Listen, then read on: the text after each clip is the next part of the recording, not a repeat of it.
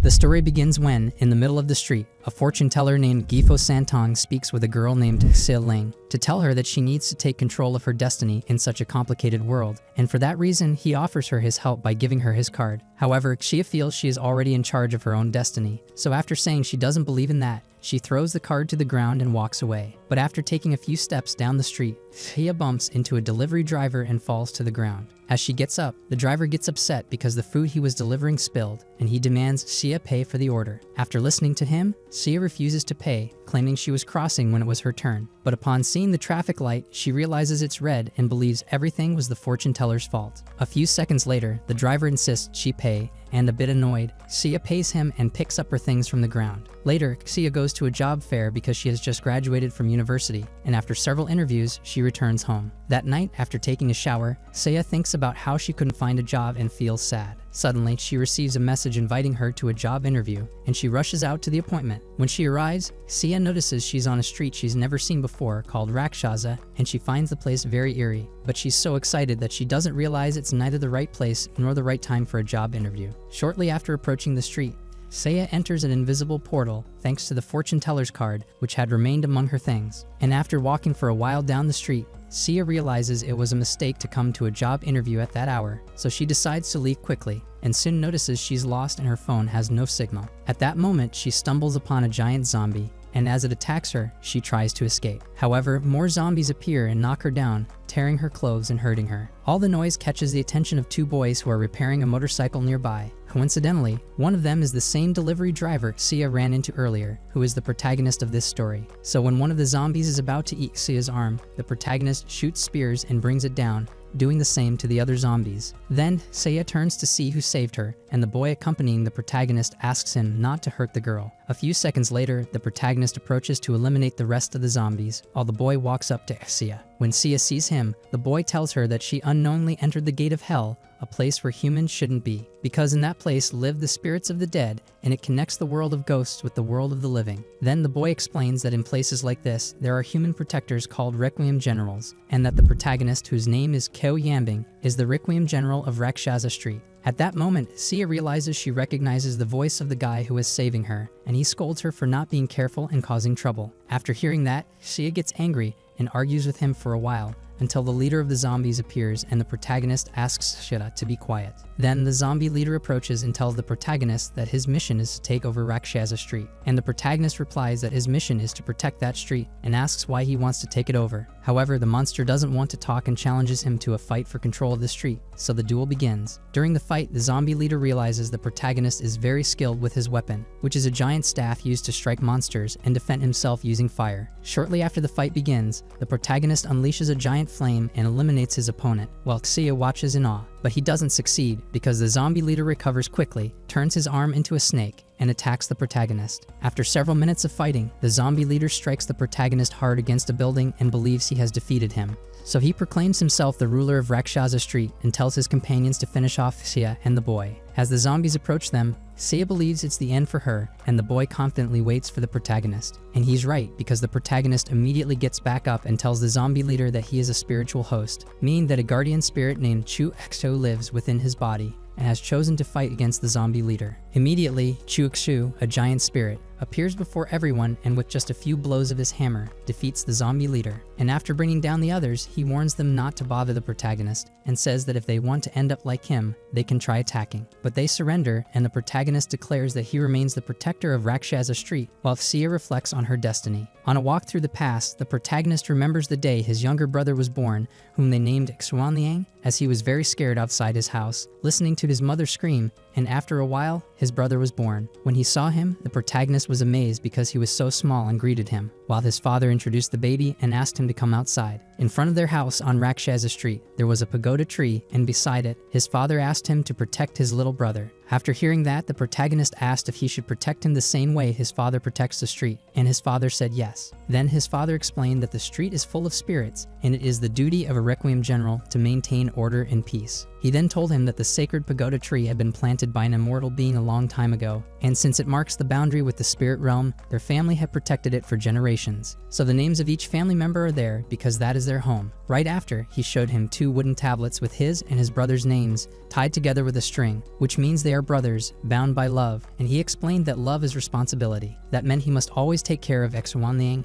and the protagonist understood and promised his father he would. One night, a few days later, their parents left the house because they received a letter from the guard and left the boys alone, thinking they would return before dawn. But when Xuanling cried, the protagonist realized they hadn't come back and took care of him. The next morning, the protagonist continued looking after Xuanliang since their parents still hadn't returned, and he cooked for both of them. After several days, the protagonist realized they had run out of food, and Xuanling cried from hunger. Meanwhile, in front of their house, the fortune teller Santong was giving the title of Requiem General to another man with the surname Lu because the parents hadn't returned. So the protagonist left his little brother alone and went to investigate what was going on, and upon stepping outside, he encountered that man. When he saw him, the man hit him and demanded respect because he was now the new Requiem General of the street. And since the protagonist didn't believe him, the man summoned his guardian spirit to throw him down the hill. However, the spirit didn't do it because he realized the protagonist was a spiritual host. This made the man ask the protagonist if he was the son of General Kao, and he said yes and asked about his parents, to which the man replied that nothing was known about them, and that's why he had been sent as a replacement, though the protagonist didn't believe him. Then the man said his father had abandoned him, and the protagonist became so angry that he shouted, making his little brother cry. After hearing the baby, General Lu ordered his spirit, named Yan King, to find the child, wanting to claim a reward. But upon seeing the baby was a powerless human, General Lu decided to throw him into the human world. And to prevent the protagonist from interfering, he locked him inside the house and left with Yan Xing to walk down the street. During his patrol, General Lu beat all the spirits, demanding they kneel before him, while Yan King asked him to stop, saying that could attract evil spirits, but Lu didn't care since that was his duty on Rakshasa Street. At the same time, the protagonist kept trying to rescue Exuanliang and came up with the idea to use the chimney to burn down the door. So when General Lu reached the gate of Rakshasa Street, the protagonist managed to take Exuanliang back and protect him. When he saw him, General Lu noticed the house was burning and told the protagonist he could have died. But the only thing the protagonist cared about was fulfilling the promise he made to his father to protect his brother. Then General Lu tried to convince him to abandon Exuanliang, but he refused to listen. And despite hearing that he wouldn't survive in the human world, he chose to cross the gate and escape with Xuanliang. Back in the present, on the morning after the fight between the protagonist and the zombies, Xia is still asleep and wakes up from a nightmare. Shortly after waking up, the boy tells the protagonist that Xia is okay, and she suddenly realizes the situation she's in and becomes frightened. At that moment, the protagonist explains to her that the place they are in is a Requiem Street, a transitional space between the human and spirit worlds. Continuing his explanation, the protagonist says that unsaved spirits remain on that street, so Xia believes she's dead and cries because of it, but the protagonist tells her she's alive, and she feels better, although he quickly warns her not to celebrate just yet, because if she crosses the street's gate, he's allowed to cut off her neurons and erase her memory, unless she has spiritual powers like he does, and since she doesn't seem to have any, he keeps teasing her, so she throws her purse at him to keep him away, causing the fortune teller's card to fall to the ground. After seeing it, the protagonist asks Xia how she got there, and she shows him the message she received on her phone, and the brothers realize the message was sent by Santong, and only someone with a high spiritual level can read it. Once again, the protagonist approaches Xia, asking how she knows Santong, and she says she doesn't, but because of him, they crashed into each other the other day in the street, so the protagonist decides to take Xia home on his motorcycle. A few minutes later, during the ride, Xia notices how long the street is, and the protagonist explains that the population has grown a lot, due to wars and the overall increase in people, which is why the guard can't control everyone, though it's their responsibility to regulate the spiritual world and save the souls that enter it. However, there are so many souls waiting that some turn evil and attack humans, so to prevent these spirits from bothering people, the guard created zones between the two worlds, known as Requiem Streets, which exist in the thousands and are found all around the human world. Then the protagonist explains to Xia that Requiem Generals are not allowed to cross into the spiritual realm, but they do have full authority over the Requiem Streets, where spirits and humans coexist. After hearing this, Xia asks about his guardian spirit, and after a moment, it appears on horseback. When Xia sees him, she greets him, and the protagonist explains that he was the commander of the Tiger Warriors during the Three Kingdoms period, a brave and fierce fighter who also belonged to his family, the Kao clan, which is why he believes he is his guardian spirit and right hand, and Chu Xu thanks him for the honor. At that moment, Xia starts to question the relationship between humans and spiritual beings, to which the protagonist replies that this has existed for thousands of years, and there are two kinds of hosts, those who are born with powers and those who work to obtain a guardian spirit who then assists them in everything. Then, once the host reaches a certain level in their abilities, the guard sends a messenger who invites them to become a Requiem General, and their reward is that they may enter the spiritual realm upon death. So many people accept the role of general. To classify them, a hierarchical system is used to determine who qualifies for the position, as one must have at least a Samjiva level or higher. Though the protagonist doesn't care about rankings, he only wants to win. Suddenly,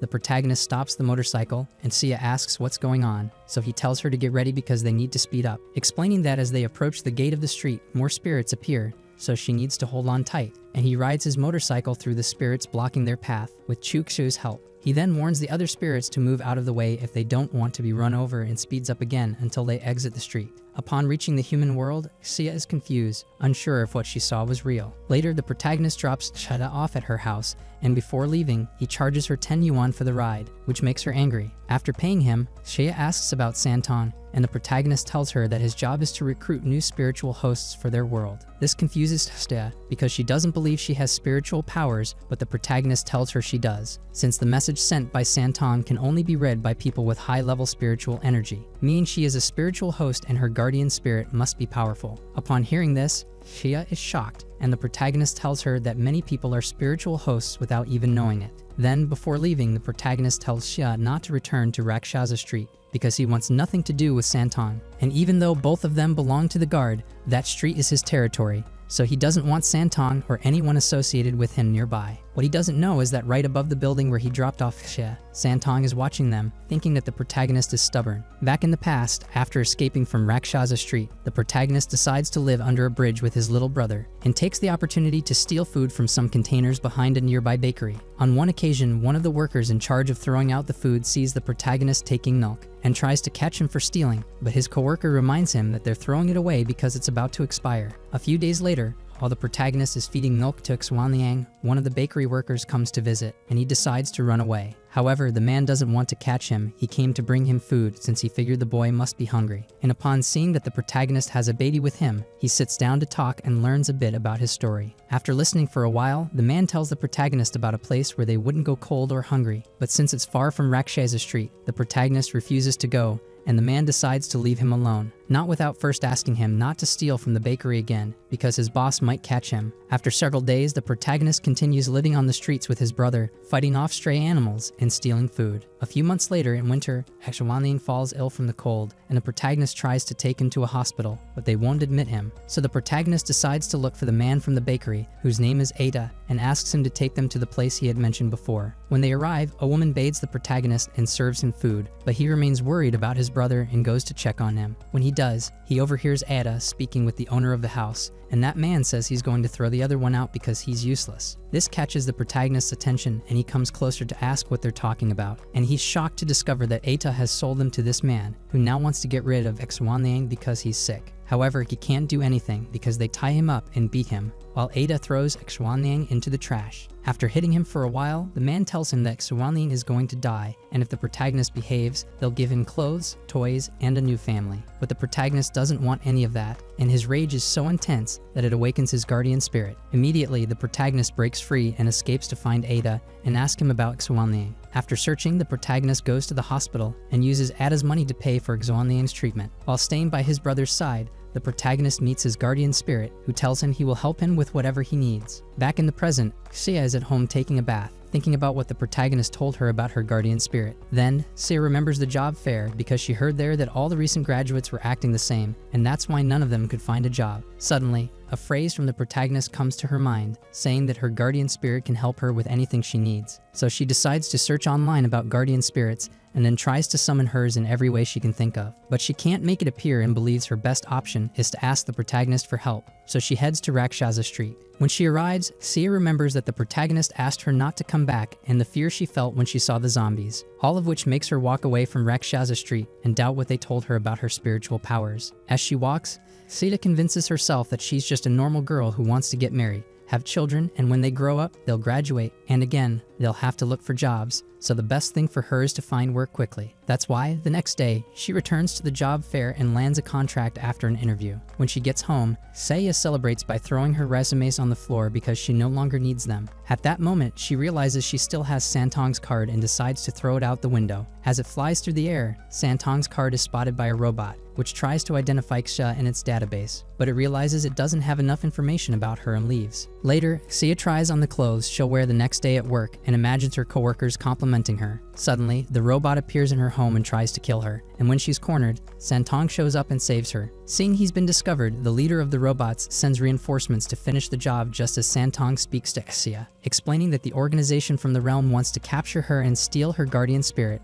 but she doesn't believe him. At that moment, 3 robots appear at her window, and Santong confronts them while asking Xia to run to Rakshasa Street. This makes Xia panic and follow Santong's instructions, though when she reaches the elevator, she finds 3 more robots. So she escapes via the stairs up to the rooftop, and once there, she blocks the door to keep the robots from getting through. A few seconds later, more robots appear and surround her, so she thinks it's all over, until Santong arrives. Seeing that the robots keep multiplying, he throws Xia onto some scaffolding and helps her climb down while he fights them. Once on the ground, Santong tells Xia to run to Rakshasa Street because it's the only place where she'll be safe, and she does. On the way, Xia complains that she's being chased by a spirit she's never even seen, and her only option is the protagonist. Suddenly, a truck appears right in front of her and she thinks she's going to die, but with a punch, she sends it flying aside, realizing in that moment that her guardian spirit appeared and saved her from being run over. At the same time, the leader of the robots reviews footage of the event and can clearly see how Xia's guardian spirit protects her. A new memory takes us back to the past,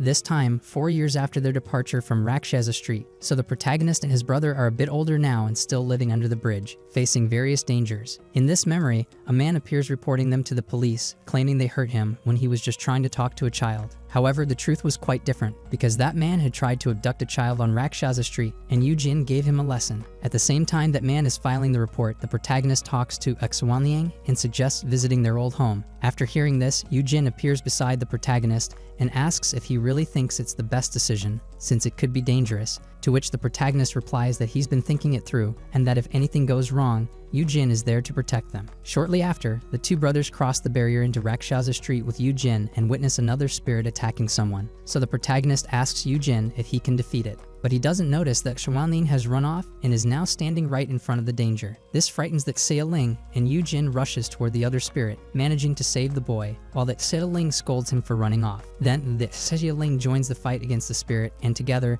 they manage to defeat it, watched by several spirits nearby. Word of this quickly reaches a Requiem general who knows the Xia, and upon learning that they're just 2 kids, he decides to hunt them down. For that, he begins harming the remaining people still living on that side of Rakshasa Street. So the Xia realizes that the place has changed a lot and is no longer as peaceful as it once was, so it's best for them to leave. Just as they decide to cross back, General Lu appears with a group of dark beings and commands his guardian spirit to catch them. And shortly after, the 2 guardian spirits begin to fight, while General Lu captures the Xia. When he does, he tells him that if he wants to become a Requiem general like him, he needs to stop being weak. But for the Xia, that's not an option, because that man is nothing like his father, and the clearest proof of that is that he turned Rakshasa Street into a dangerous place. So the Xia tells General Lu that he'd rather die than follow in his footsteps, and the general tells him to stop waiting for his parents, because a few days ago, he received a spiritual message saying they were killed. Later, General Lu hands the Xia over to Santong, and Santong immediately takes him away, leaving his brother Xuanliang behind on Rakshasa Street, where he is being hidden by the woman they had previously saved. Back in the present, after her guardian spirit saved her from being run over, Xia wakes up on Rakshasa Street, and in front of her stands Santong,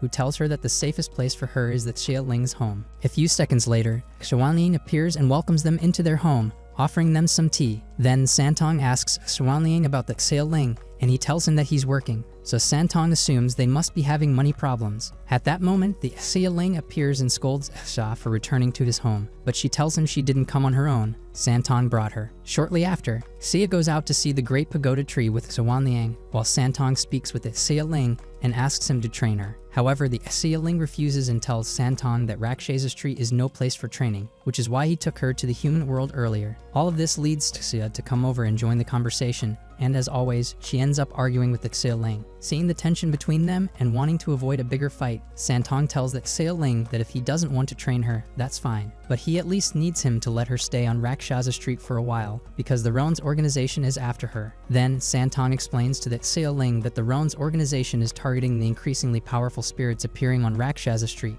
and the guard still doesn't know who is behind it all, though it's clear that the organization's goal is no good for the spiritual world. After hearing Santong, the Xia Ling still refuses, believing that Xia will only bring trouble and that he doesn't want to be her babysitter. At that moment, Xia gets angry because she doesn't want anyone taking care of her. She knows how to clean and cook on her own and doesn't need a babysitter. Suddenly, the Xia Ling gets the idea that she could be his babysitter, and Santong agrees. From that moment on, Xia explains that her life has changed a lot because instead of practicing her profession, she's now the Xia Ling's babysitter. And after listing all the tasks she has to do in that house, Xia throws herself onto her bed, complaining about her new life. At the same time, Xuanling asks that Xia Ling not to treat Xia so badly, but he says he doesn't see a problem with it. So he rings a bell to call her again, ordering that on top of everything else. She also helped with his delivery job, and Xia gets furious. Right away, Xuanling asks to talk to the Xia Ling and questions why he wants her to do his job. The Xia Ling explains that Xia needs to cover her expenses, but Xuanling reminds him that she can't even leave Rakshasa Street.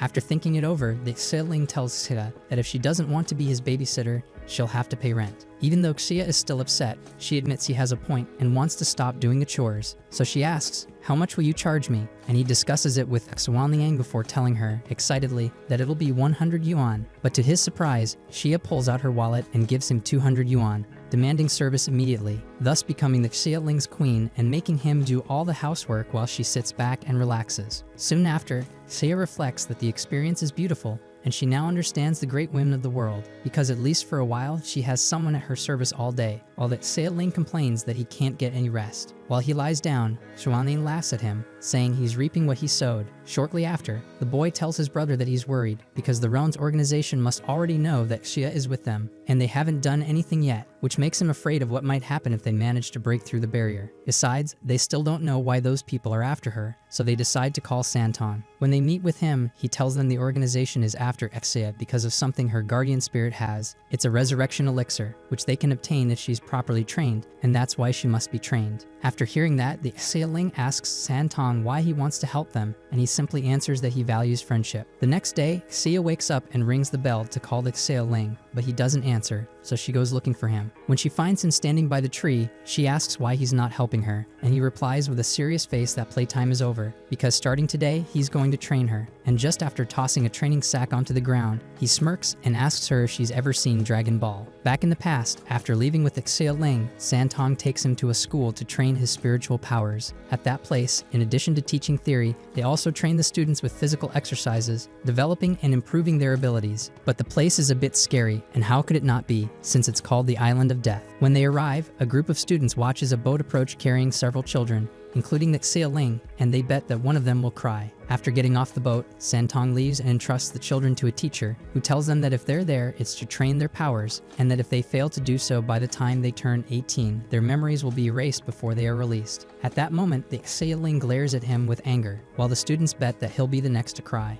And after listening to the teacher for a while, the Xia Ling decides to escape by jumping into the water. So the teacher tells the others that no one can swim away from there because the water won't let them, and he rescues the Xia Ling. Later on, the kids who were betting surround the Xia Ling because one of them lost the bet because of him, and he stands up to them. However, when he tries to summon his guardian spirit for help, he fails, and the kids tell him it won't appear because the stones surrounding that place block all spiritual magic, and he won't be able to summon it. So he has to learn to defend himself alone. Next, the kids beat up the Xia Ling for being proud, and they tell him the only way to get out of there quickly is by dying. Suddenly, another boy appears, asking them to leave him alone, and when they ignore him, he uses his powers to persuade them, thanks to which the boys stop beating the Xia Ling and walk away. So the boy approaches and introduces himself as Liu Yuchan. The Xia Ling isn't interested in meeting him, but he does want to know how he managed to make that invocation. Then Yuchan asks for his name, but the Xia refuses to tell him and keeps asking how he was able to use his powers there. And Yu Chan's answer is that he can help him escape from there, which gets the Xia attention. Meanwhile, on Rakshasa Street, the number of evil spirits increases, and the woman looking after Xuanling cries in fear. Seeing her, the boy tells her not to be afraid, because he'll protect her if a spirit shows up, and she hugs him. Back on the island of death, Yu Chan and Xia Ling climb a wall, trying to escape the school. Once on the roof, Yu Chan asks that Xia Ling if he truly wants to escape and explains his theory, according to which if they jump from there, they'll reach the bottom of the sea and come out the other side, because he believes that's where the human world is, and therefore, when he arrives, he'll be able to find his brother and rescue him from danger. After hearing that, Xia Ling jumps and reaches the human world, successfully escaping from the school. So Yu Chan sits back to watch it all and thinks that he'll meet Xia Ling again when they're older. Meanwhile, the school authorities want to keep the escape a secret to prevent it from happening again. Back in the present, Xia Ling begins Xia's training by asking her to hold her breath underwater while he times her. When he sees she only lasts 45 seconds, he tells her to keep practicing, and she complains, explaining that she can't train like an ordinary person, but as someone with spiritual powers who can summon her guardian. Then Xia Ling tells her to push herself to last at least 2 minutes underwater, but she thinks it's impossible, so he asks her to try a little harder and to have confidence in herself. Next, he asks her to lift heavy objects, fight with her hands full, and break pieces of wood. After all of that, during a break, Xia tells Xuanling that she'd rather be a waitress, to which Xuanling replies that she should trust Xia Ling, because that's the kind of training in his book. After hearing that, Xia asks the boy to show her the training book, and he shows her the Dragon Ball manga. At that moment, Xia gets angry, thinking that using a manga isn't a serious training method, and asks to call Santon. When he arrives, Xia angrily tells him everything, and he explains that every Requiem general has their own training methods, but she wants to end the training because she doesn't think they'll achieve anything, so she asks Santon to take her away. However, he says he can't, because she's being hunted in the human world, and he can't look after her since he's tracking a criminal, someone who has recently been seen nearby, whose name is Wang Fu Longdu. Shortly after saying that, Santong leaves for work, and Xuanling asks Xia to continue training, but she refuses, which leads Xia Ling to tell her that if she gets used to relying on others, she'll never believe in her true power. But she thinks he's just lying, so he angrily tells her that people who don't believe in their true power are cowards. Later that night, Xia reflects on Xia Ling's words and wonders why he got so upset. Suddenly, Xia realizes something is happening in the street, and stepping out into the yard, she sees the boys and a fire in the distance. Seeing her, Xuanling asks her to go investigate with them, because the fire may have been caused by evil spirits, but the Xia Ling thinks it might be too dangerous for her and tells her to stay home. The brothers ride off on the motorcycle while she stays behind, feeling hurt by the way that Xia Ling spoke to her and decides to walk there. As they approach the fire, the brothers see zombies coming their way, so that Xia Ling summons Chu Exu as backup. After a few minutes, that Xia Ling and Chu Exu have taken down many zombies, although more keep coming, and Xuanling wonders where so many of them are coming from, to which the Xia Ling replies that according to Santong, the kingdom's organization is behind everything. Then, Xuanling says he's worried about what's happening, because it seems like the zombies are being used to test their combat strength. The Xia Ling continues fighting, and Xuanling goes to meet up with Xia, who has just arrived and sees the battle. While they watch the Xia Ling, Xuanling tells Xia that he didn't used to be this strong, and that once he realized he couldn't rely on others to win battles, his skills improved. Just then, a zombie tries to attack them, but the boy strikes it and tells Xia that strength isn't about gender, because only by believing in yourself can you improve your combat level and become stronger, even though there will always be more skilled people. Then, while fighting off more zombies,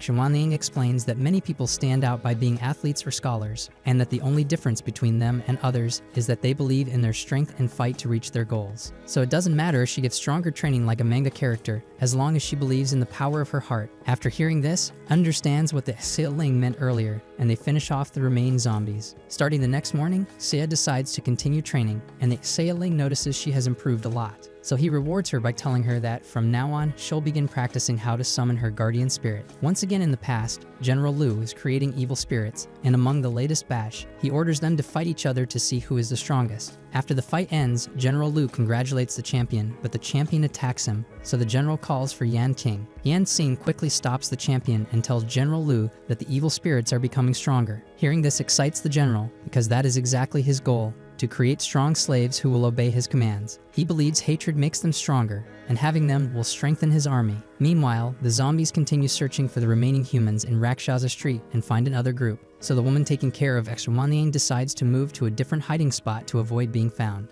After the zombies leave, the surviving humans feel relieved, and an old man notices Xuanling. Seeing that he's just a regular human, he The old man tells the woman to leave him behind, or else she'll be discovered. Upon hearing this, Xuanling tells the old man that he'll protect the woman until his brother returns because she's kind. In response, the old man tells him that in their current situation, kindness is a sin. A few minutes later, the zombies bring in the new group of humans, and when Xuanling still hasn't appeared, General Lu gets angry. So he puts the zombie champion, now his slave, in charge of finding the boy. Seeing this, Yan Ting tells him the boy is probably dead, but the general believes someone is helping him. After thinking for a bit, he concludes that the one helping him can't be his brother because no one escapes from the island of death. The next day, the Xialing is seen standing by the side of a road, hitchhiking, and a man in a truck thinks he sees him. Though he doesn't realize it, the Xialing has climbed onto his truck to travel with him and jumps off once the driver takes a different route. Time passes, and while the woman continues hiding Xuanliang, the Xialing travels during the day and sleeps at night. Eventually, the day comes when the Xialing returns to Rakshasa Street with Yu Jin, and at that very moment, the old man is captured by General Lu and reveals Xuanling's location. As a result, the general sends the zombie champion to retrieve him, and another man scolds the old man for what he said. A few minutes later, the Xialing discovers that Rakshasa Street is in worse shape than before. At the same time, the zombies find Xuanliang and the woman and surround them, so the boy decides to fight back. But when he realizes he can't summon a guardian spirit, the zombie hits him and picks him up to take him away. Just then, the Xialing appears and strikes the zombie, shocking everyone and fighting off the rest alongside Yu Jin. Afterward, the Xialing hugs his brother, and Xuanling tells him he behaved well and that the woman took care of him. Then the boys go to the woman to tell her they'll take care of her now, though it's already too late. She's beginning to turn into a zombie. Back in the present, Xia is trying to summon her guardian spirit, but its energy is too powerful, and she feels afraid. Shortly after, Xuanling asks her if she was able to see it, and she replies yes, but she thinks her spirit is angry. This seems strange to Xuanling because when guardian spirits appear, their goal is to protect their host. All of this makes Xia remember that her spirit saved her once before, and she decides to ask the Xialing how to summon it. However, she realizes that Xialing isn't there and asks Xuanliang where he is. The boy replies that he's out helping to search for the criminal Santong told them about. Immediately, we see the Xialing with a wanted poster asking around about the man in the other Requiem streets and in the city. While doing that, he realizes someone is following him, the same man who was looking for Xia. Upon noticing that the Xialing left his street, the man thinks he's being careless, but he doesn't realize that Xialing spotted his robot and is now tailing him and preparing to confront him. Meanwhile, Xia continues meditating outside the house, and Xuanliang comes out to talk to her since it's already late. Xia quickly tells him to go to bed because it's nighttime, and he asks her if she's worried about the Xialing. She answers that she's not worried about him, but about herself, because whoever is looking for her must already know she's there. They could show up at any moment, and she doesn't believe it's a coincidence that they're after her and that the criminals suddenly reappeared. She thinks the whole thing has been planned by that organization, and suddenly, the kids sense a dark energy approaching. While that happens, the Xialing defeats the robot and meets up with Santong. When he sees him, he tells him he wants to find the man they're hunting, the one who killed his parents. But Santong is more concerned about Xia, who's alone in Rakshasa Street, and he's right. The kingdom's organization is looking for a way to infiltrate, and to investigate further, he takes the robot's computer. When he turns it on, the Xialing asks why, and he explains he wants to know his enemy. Then he connects with the robot chief, who tells them that due to their carelessness, he managed to infiltrate Rakshasa Street. And it's true, because right at that moment, a giant spider is attacking Xia. Seeing her in danger, Xuanling runs to protect her, launching electric knife attacks, but the spider throws him against the house. It manages to trap Xia in a web, and the robot chief tells the Xialing that Xia now belongs to him. But the Xialing responds that he doesn't think so, because when people are in danger, their power increases. Even so, the robot chief is confident, because the web holding Xia blocks her spiritual powers. However, he didn't count on Xuanling's powers. The boy summons his guardian spirit to help with the spider. Immediately, the spider sends out smaller spiders as reinforcements, but Xuanling uses a lightning technique and destroys them. Seeing this, their enemy realizes he failed to capture Xia, and Santong warns him to beware of the two siblings from Rakshasa Street. After witnessing what the boy did, Xia is stunned because she thought Xuanling was just a normal human. Once again in the past, Xuanling approaches the woman who took care of him, and his brother realizes she has already become a zombie. So he asks him to stay away from her, and when she attacks, the Xialing pushes her away, and when she attacks again, Yu Jin stops her. Despite seeing what she has become, Xuanling doesn't want her to be killed, because when everyone else abandoned him, she took care of him,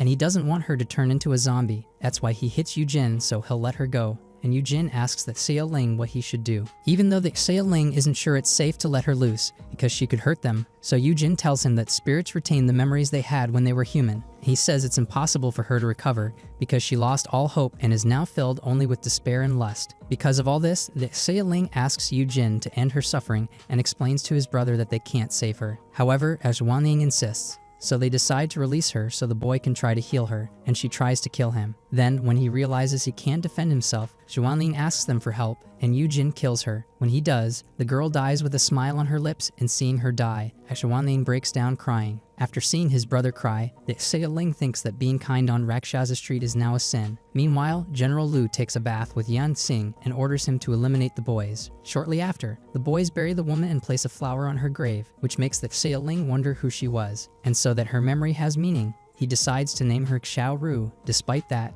Zhuanling remains angry because she was killed. So he shouts to the Xia Ling that he'll become stronger than him and avenge Xiao Ru, and the Xia Ling agrees and invites him to train. All of this makes Yan Xing abandon the idea of attacking them and instead hide, waiting for them to cross the border, telling his boss that when he arrived, he saw them go out into the human world and thought he shouldn't follow them, since he's a spirit. Next, Yan Ting tells the general that he doesn't think the boys will return to Rakshasa Street, because now they're together, which seems logical to General Lu, although the boys do want to return once they're stronger. After some time, the brothers are shown training as they grow up and continue facing life in the streets, and after 4 years of training, they both become great fighters. Back in the present, Zhuanling is repairing his robot because he already finished fighting the spider, and he explains to Xia that the battery is controlled with a rune of psychic powers. So his robot works like a guardian spirit, since it depends on its owner's energy. That's why he believes the killer robots searching for her function the same way, and Xia remains amazed by his strength. A little later, Xia feels bad because she still hasn't been able to summon her guardian spirit and doesn't want to always rely on the boys. Suddenly, Xia gets the idea that she could have a robot like Xuanling's, and he tells her that a guardian spirit is better, because it grows along with its host and doesn't need to be recharged after being summoned. At that moment, Santong and Xia Ling arrive at the house and explain to Xia that a guardian spirit doesn't always fight. It can also help its host with other tasks, like repairing the house. Later, while the brothers fix the house with Chu Xu, Santong talks with Xia and asks her why she can't communicate with her spirit, to which she replies that every time she tries to call him, she feels he looks at her angrily and then ignores her, just like in her nightmares. After hearing that, the Xia Ling tells her that her time to communicate with her guardian spirit is running out, because even though he'll reinforce the entrance to Rakshasa Street, it's possible those who are after her will break through again. So he doesn't believe their next enemy will be easy to defeat,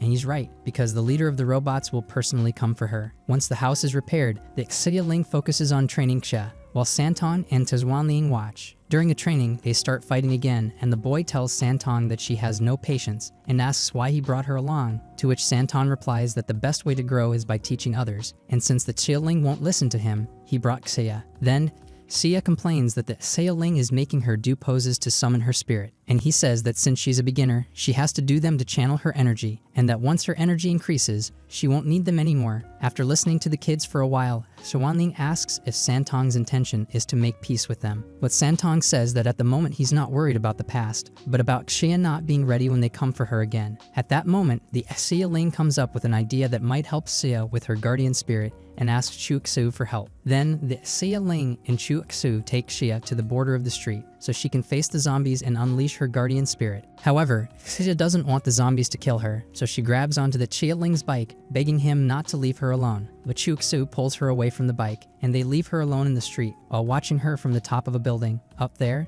Santong and the boys watch as Xia tries to defend herself from the zombies and wait a bit before stepping in. In the street, Xia doesn't want to die and keeps fighting the zombies until her guardian spirit finally appears. At that moment, the boys and Santong come down to help her and realize that her guardian spirit is chained to her heart. Thanks to that, they understand why Xia hadn't been able to communicate with it, and they tell her that only she can set it free. Back in the past, after several years of training, that Xia Ling and his brother are much stronger, and General Lu enjoys the paradise he managed to build alongside his evil spirits. Later, Yan Ting shows up and tells him he should train so he doesn't lose his edge and weaken his abilities. But General Lu ignores him and tells him to stop bothering him, because he is the leader of that street. Meanwhile, near the entrance to Rakshasa Street, the zombie guards hurt an old man, trying to force him to transform. And even though there are 2 men nearby, they don't want to help because they could be caught too. At that moment, Zhuanling appears and, after rescuing the old man, takes down 2 of the zombies, and tells the remaining one to go tell his boss that the owner of Rakshasa Street has returned. The few humans still living on that street get excited by the news,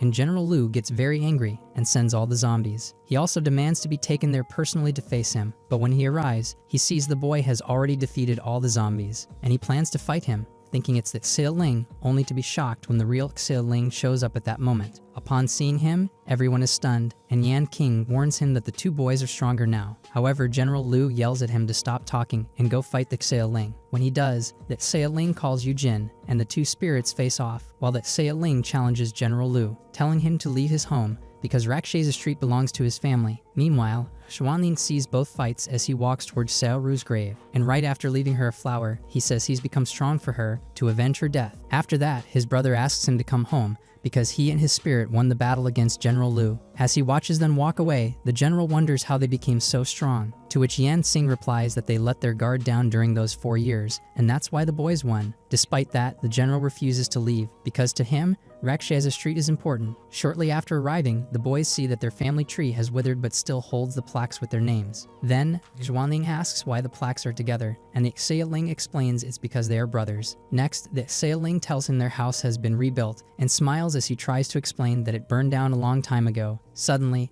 an arrow strikes the tree and General Lu appears with Yan King, demanding a new fight. Upon hearing him, the Xie Ling complains that the general is shameless, and Xuanling asks to fight him. All of this makes the general think they are underestimating him, but Xuanling insists, because if he can't beat him, he'll never beat the Xie Ling. Then Yu Jin asks the Xie Ling if he agrees, and he says yes, although he's still worried. Next, General Lu, tired of waiting for the boys, says that tree is important because of that tree, and he eats a piece of its bark. After doing so, his energy increases dramatically, and he pushes the boys away from the tree, prompting Yu Jin to say he knows the tree's secret, to which General Lu replies that the tree can absorb the energy of nature and turn it into his own. So if a spiritual host eats it, their power will grow, and since that kind of tree is very rare, it exists in very few places, which is why the tree on Rakshasa Street is unique, and that's why he wanted to be the Requiem General of that place. A few seconds later, Xuanling angrily tells him he's cheating, and Yu Jin protects them from Yan King's attack. Back in the present, Xia is resting in her room,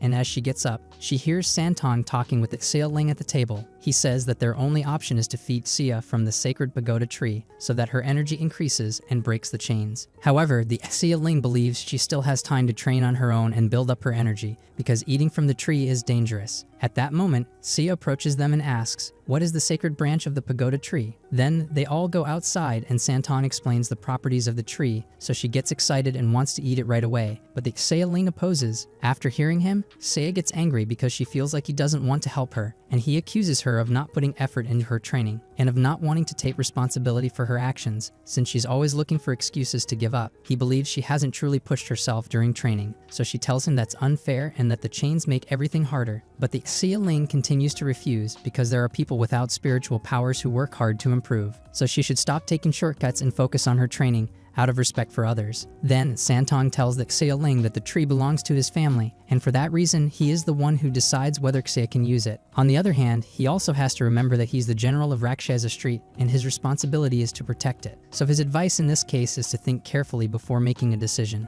and he asks them to talk again the next day. Later in the boys' room, Xuanling tells the Xie Ling to forget the past. However, the Xie Ling remembers the problems that arise when the power of that tree is used and worries something bad might happen. Xuanling tells him not everything has to be bad, because everything has two sides, and it all depends on who uses the power. Just as the boys are talking, Santong steps into the yard to think for a while, and there he finds Xia. When he sees her, he asks her not to feel sad, because her training not showing results could end up hurting her, to which Tia replies that she feels bad because she doesn't want to depend on others and doesn't know what decision to make about her training. After hearing her, Santong tells her she needs to think things through, because they could come after her again at any moment. Then Santong leaves her alone because he wants to rest and asks her to be careful. Once she's alone, Xia decides to climb the tree while thinking about the Xie Ling's words. After reaching a branch, she feels tempted to take it to increase her strength, but she thinks that won't change anything, because relying on that branch is the same thing she's always done, and she doesn't want that, so she climbs down from the tree, and once on the ground she thinks about her progress in just 2 months, and believes that with more time, she'll be able to free her spirit. What she doesn't know is that everything she did was seen by the Xie Ling and Santong,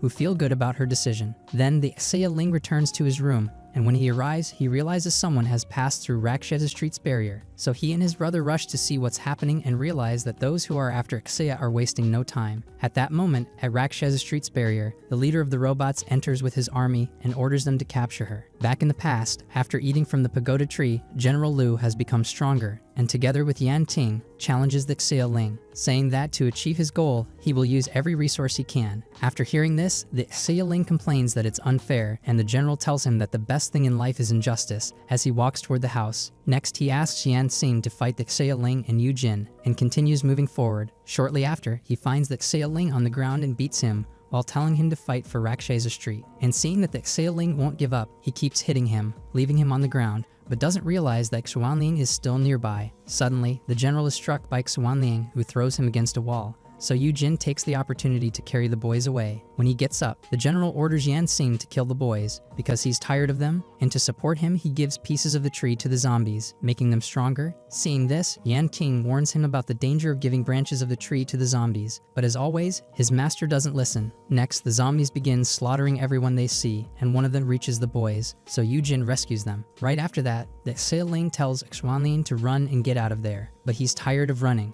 and decides to stay, because he doesn't want anyone else to get hurt protecting him. However, the Xia Ling picks him up and carries him away. Along the way, Xuanling complains that he hasn't kept his promise to take back their home, which makes him stop and remember his father's words when he told him they must fight to protect love. So after throwing his brother to the human side, he tells him that protecting Rakshasa Street is his responsibility alone, and he asks him to live well, as he begins the fight to reclaim their home alongside Yu Jin. Back in the present, the robots walk through Rakshasa Street, hurting everyone they find in their path. As they do, the Xia Ling and the others watch everything and wonder, how did they get in through the sky? And they think of several possibilities. Immediately, the Xia Ling asks Chu Xu to seal the hole and begins fighting the robots. Before he leaves, Xuanling asks to join the fight, but the Xia Ling replies that it's better if he stays and watches over Xia. Then he leaves with Chu Xu, and they face off against the robots to get closer to the hole's location. And when they get there, they realize the hole was created from Chilean Street. Suddenly, another hole opens in the sky, and seeing this,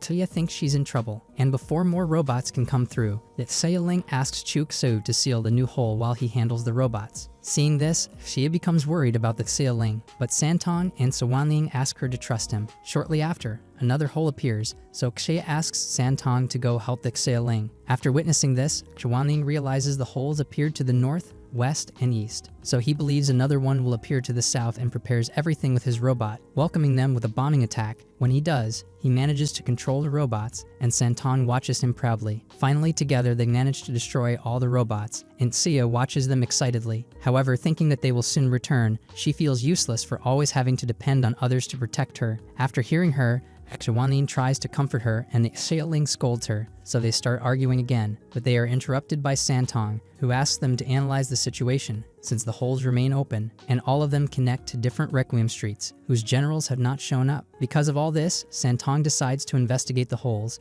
and when he does, an energy emerges from them and attacks Xia. Right before dying from the attack, the Xia Ling pushes Xia out of the way to save her, and in front of them appears a beast with great spiritual power. It's a giant, three-headed dog, which makes the Xia Ling think that the real fight is about to begin. Back in the past, after his brother pushed him out of Rakshasa Street, Xuanliang, still angry, tries to get back in. On the other side, the Xia Ling is fighting the zombies alongside Yu Jin, and although he feels exhausted, he's glad Xuanliang is safe. Shortly after, when he feels the zombies are overpowering him, he thinks he shouldn't die like this, but he feels so weak that he falls to the ground, unable to get back up, and at the same time, Xuanling also collapses from exhaustion after trying to enter. Later, the zombies capture the Xia Ling and take him to General Lu, but seeing that Xuanling hasn't appeared, he gets angry. Then General Lu yells at him to say where his brother is, and when the Xia Ling stays silent, he decides to hit him. Seeing this, Yan Ting asks his master to let him handle the boy. When he does, General Lu tells him to look at the changes in Rakshasa Street, because in his opinion,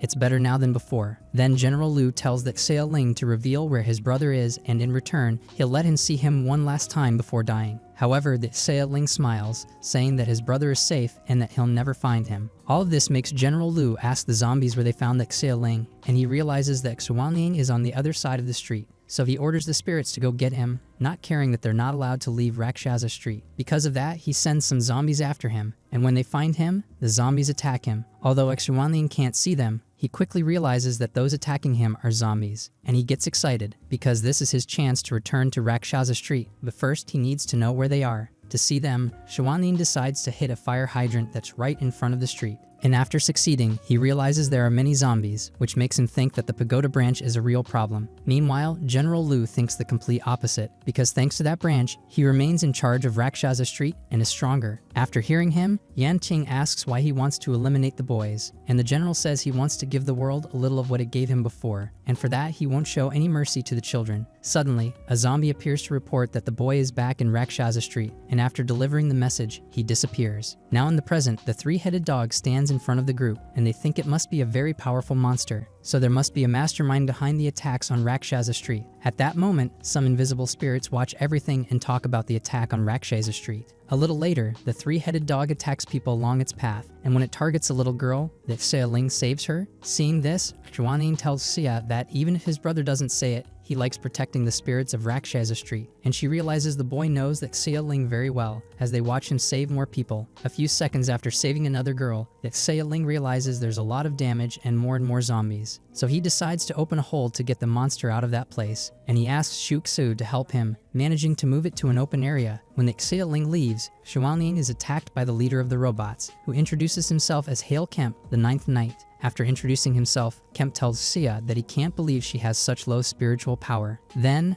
Wanling asks him what he's doing there, and Kemp replies that he wants Xia, and that he had to cross 5 Requiem streets just to see her, breaking through their defense networks. Next, Xia asks Kemp who he is and what he wants from her, to which he responds that his goal is to capture her. Then, Xuanling steps in to protect Xia, while the invisible beings say that Kemp has gone too far and that they already know his intentions. Afterward, one of the invisible beings says they should let Santong handle Kemp, and another says that Santong hasn't reported to them in 3 months, so he believes he's trying to betray them. At the same time, Santong appears on one of the Requiem streets, where he finds one of the generals badly wounded, who tells him what happened and asks him to call Jostom for reinforcements, but Santong ignores him and leaves him alone. Meanwhile, the Xia Ling continues fighting the three-headed monster, and Xuanling confronts Kemp with the help of his robot. After seeing Xuanling's robot, Kemp laughs because he thinks it will be very easy for the kingdom's organization to take control of Ghostdom. A new memory from Xuanling takes us back to the moment when the Xia father carved his sons' names into the tablets, with the hope that both of his sons would love each other and take care of Rakshasa Street together. Because of this, Xuanling angrily confronts General Lu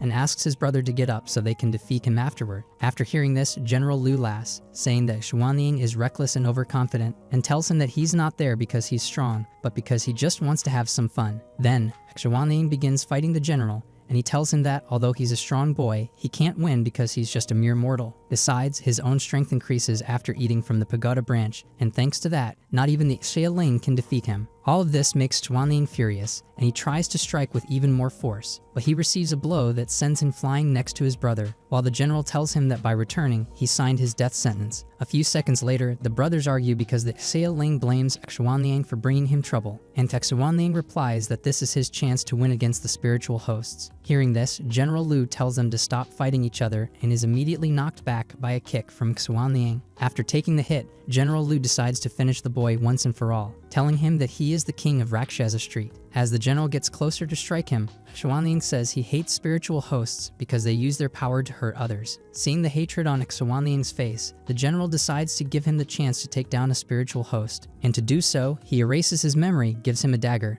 and tells him to kill his brother. So the boy obeys and fights the Xia. Suddenly, Yujin appears and begins fighting Yan King, who tells him to stop fighting for his master while shooting arrows at him, to which Yujin replies that he will serve the descendants of the Qi family until the end. Shortly after approaching the Xia, Yujin falls after being pierced by many arrows, and when he sees the Xia fall in front of his brother, he apologizes for not being able to help him. Next, Xuanling approaches with the dagger in front of the tree to kill the Xia, but before doing so, he stops and begins to cry, asking himself why he feels this way, if that's his enemy, and recalling images of their shared history as brothers. Back in the present, the Xia continues fighting the three-headed dog and suggests to Chu Xu that they attack it together. Later, the two of them attack it from both sides, and although they injure it, the Xia realizes the dog is still very strong. At the same time, on Rakshasa Street, Xuanling is still fighting Kemp and tells Xia to hide. But when he tries a maneuver with his robot, Kemp surprises him by appearing behind him, saying he's too slow. Back with the Xia, after fighting the dog for a while longer, Chu Xu asks what they should do about it, to which the Xia replies that in the place they're in,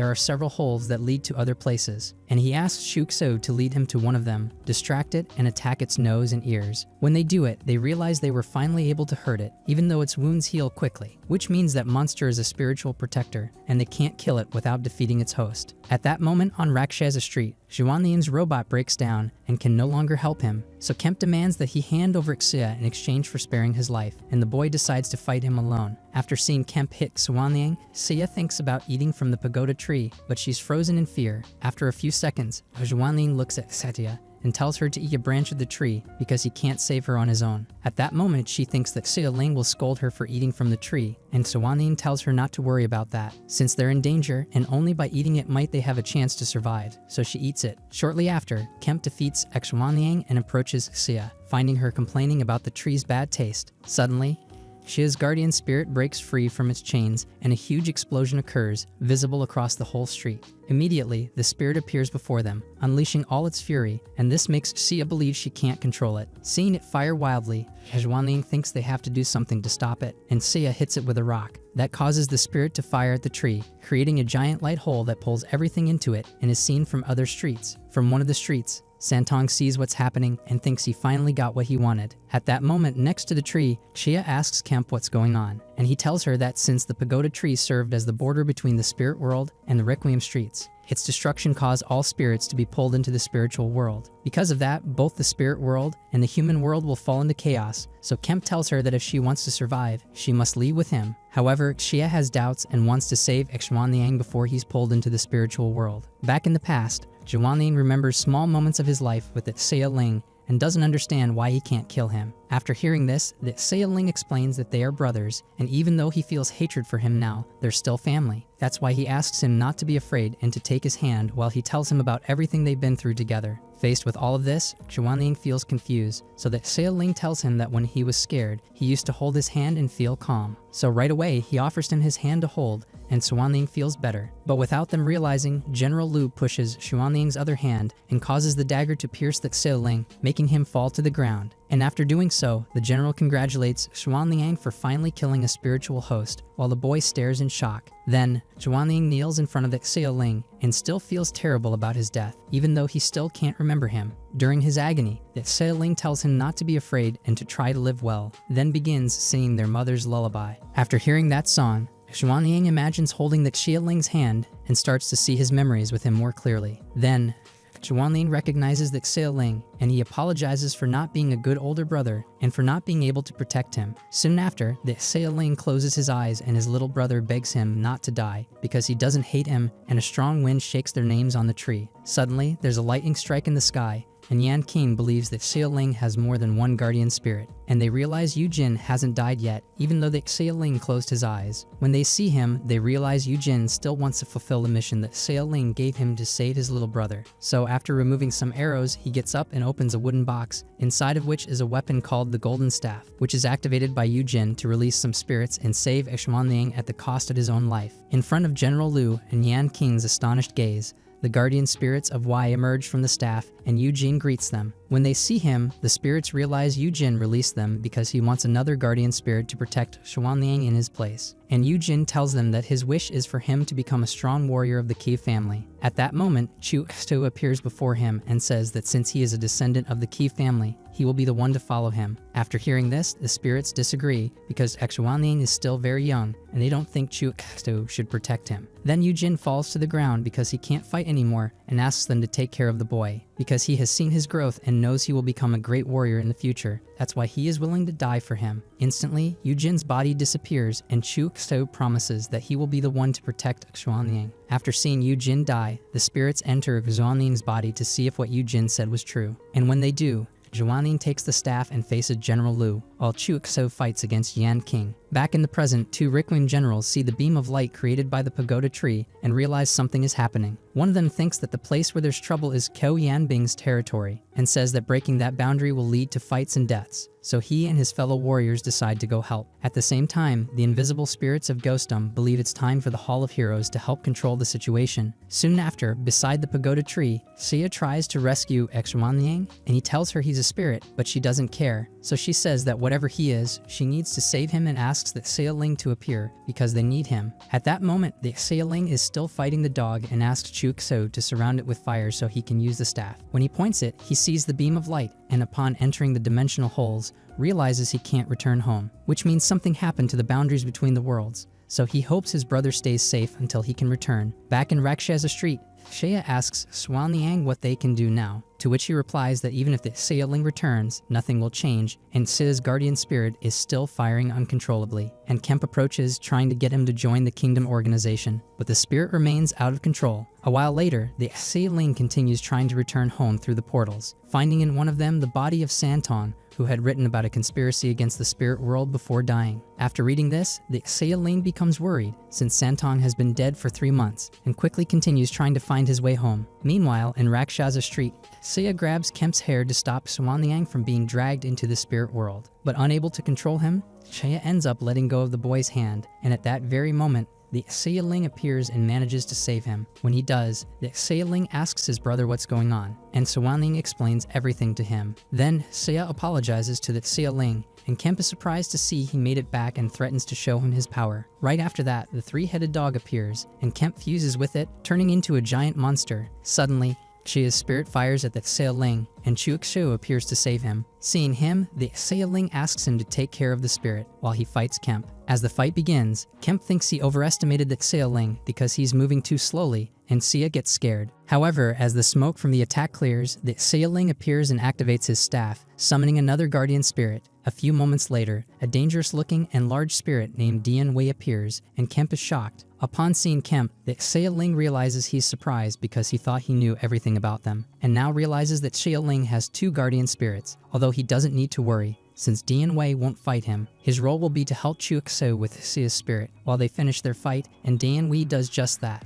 A few minutes later, during the 3 spirits battle, Xia's spirit fires at the Xia Ling, making him lose focus briefly, and Kemp tries to attack him unsuccessfully, as Dian Wei shields him. Then, Dian Wei decides to punch Kemp for trying to hurt the Xia Ling, managing to separate him from his guardian spirit. Because of this, Dian Wei scolds Kemp for putting his guardian spirit's life at risk and punches the dog. Then Dian Wei tries to punch Kemp, but the Xia Ling stops him, asking him to help Chu Xu instead. After that, the Xia Ling asks Kemp if he wants to keep fighting, because he has 7 guardian spirits in total. Faced with this situation, Kemp decides to leave riding on his dog, vowing that the Kingdom Association will take revenge. At that moment, the Xia Ling's 2 spirits manage to trap Xia's spirit while he thinks about what to do, because using 2 guardian spirits requires a lot of energy, and they still have to control Xia's spirit, which is out of control. A few seconds later, the fake Santong appears and offers to help the Xia Ling. When he does, he calls his guardian spirit, which is a giant demon that manages to seal the hole in the tree using a giant orb. Thanks to that, the boundary between the 2 worlds is closed, and the spirits rejoice. After sealing the boundary, the fake Santong rubs his hands, saying his job is done, and Xia scolds him for arriving so late. But before he can say anything,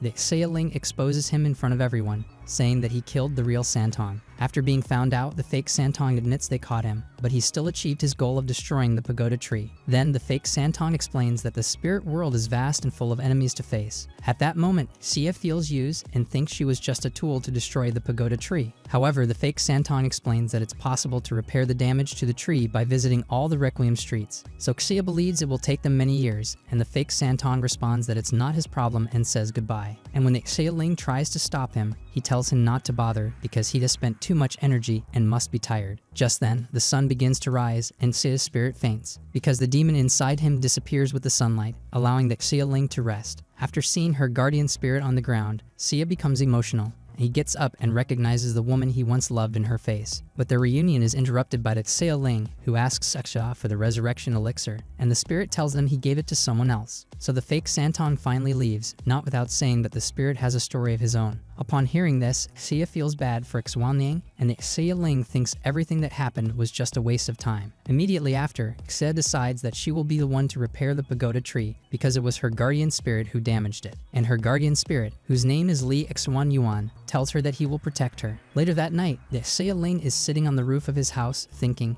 and his brother asks him what's worrying him. To which the Xia Ling replies that he still doesn't believe Xia can repair the pagoda tree, and that concerns him. Then the boy tells the Xia Ling that if he wants, he can help Xia with that, because he can't leave Rakshasa Street as he is a spirit, and besides, it's his responsibility to take care of that street. However, the Ling replies that he doesn't want to be separated from his brother again and that he still hasn't forgotten the past. Next, the Ling goes back to the past to remember his fight with General Liu, in which he had to face the zombies that lived in Rakshasa Street, while General Liu tried to remain the boss, endangering his guardian spirit, whose spiritual power ran out while protecting him, and he died. After seeing Yan Xing die, General Liu seems to go mad from the loss, so that Ling takes advantage of it and drags him to the edge of the Requiem Street. And when Xiu asks why he spared his life, Ling says that his death isn't enough to make up for what he did. Shortly after, in the human world, General Liu tries to keep abusing people he encounters nearby, but he's surprised when the kids he tries to harm beat him up, teaching him a lesson as he tries to call for Yan King. After defeating General Liu, Ling realized the importance of family, because the real Cao Yanbing had died. All of this made him think that the only way not to be afraid was to become stronger, and even in the present, he's still angry at the injustice of this world, having lost his entire family. After hearing that Ling, his brother,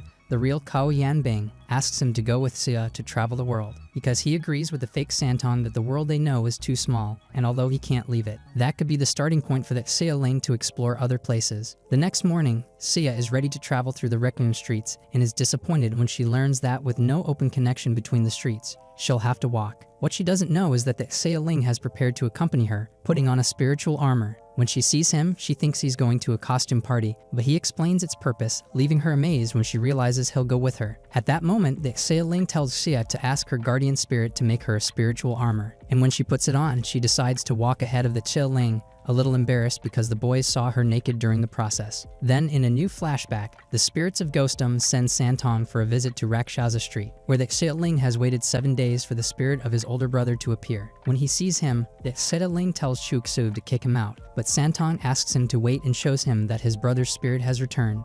After that, Santong makes a deal with Ling, asking him to study on Death Island, and upon returning, become the Requiem General of Rakshasa Street, and he accepts, leaving the spirit of his brother, Cao Yanbing, at his house. So just like when he was a kid, Ling leaves his brother alone in Rakshasa Street while he leaves with Xia, not without first placing a chain around his brother's neck, symbolizing that he will be in charge of guarding that place. And after walking a bit with Xia, he runs back to hug his brother before leaving, remembering that ever since he returned from studying on Death Island, he became the older brother. 15 days after leaving Rakshasa Street, Xia and Ling arrive at Bodhi Street. In that place, there seems to be an abandoned village, and Xia is recording everything with her phone so Xuanlian can see it. Suddenly, a noise is heard, and as they approach, they see some evil spirits attacking 2 kids. They try to defend themselves, but when one of them gets injured, Ling steps in and makes the spirits flee. A few seconds later, the girl tells them that her companion, named Gu Er, lost a lot of spiritual energy. In response, Ling decides to give him part of his spiritual power to heal him, and the kids thank them. After doing this, the girl says her name is Shui Er, while Gu Er runs off because he needs to pick up the food they dropped when the evil spirits appeared. Seeing the boys better,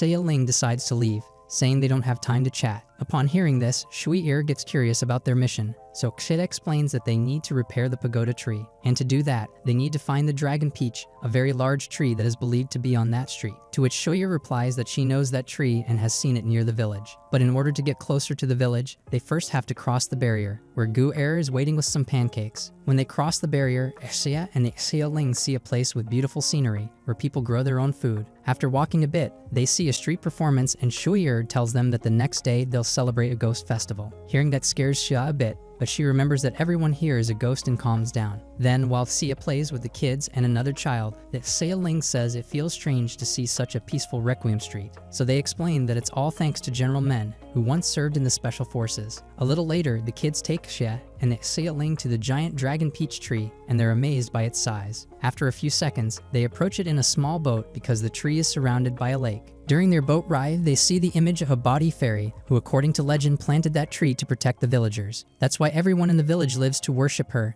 and the children kneel to greet the fairy. A few minutes after getting off the boat, Xia tells Ling that they need the fruit of that tree, but she doesn't think it bears fruit. However, Ling senses great energy inside the tree and tells Xia. Upon hearing this, Shui Er gets nervous and fears they might harm the sacred tree. So Xia explains that she accidentally damaged the pagoda tree, and they need the fruit from this tree to repair it. Next, the kids ask them not to harm the tree, because if they do, General Men will get angry and kill them. Right after hearing the kids, General Men approaches the tree, who, after introducing himself, thanks them for saving the kids and asks them to step away from the tree. However, the Xia refuses, so General Men insists, and the Xia challenges him to a duel. Seeing trouble brewing, Xia asks them not to fight and tries to calm the Xia, while Shui'er does the same with the general. A few minutes later, Xia and the Xia step away from the tree so that Xia can rest, as he lost a lot of energy saving the boy. Suddenly, a huge house appears in front of them, and they're surrounded by soldiers from the spirit army. Inside the house, some soldiers are discussing what to do with Xia and the Xia. Their leader is General Nan. After seeing them, General Nan asks who they are, and the Xia says he's from Rakshasa Street. Immediately, the spirit soldiers go on alert and point their spears at him, but General Men interrupts and asks them what they're doing there. They reply that they're going to arrest the Xia for damaging the pagoda tree, but since they're in General Men's territory, he asks to handle things his way and challenges the Xia to a duel, with the condition that if the Xia wins, he can leave the street without trouble, and if he loses,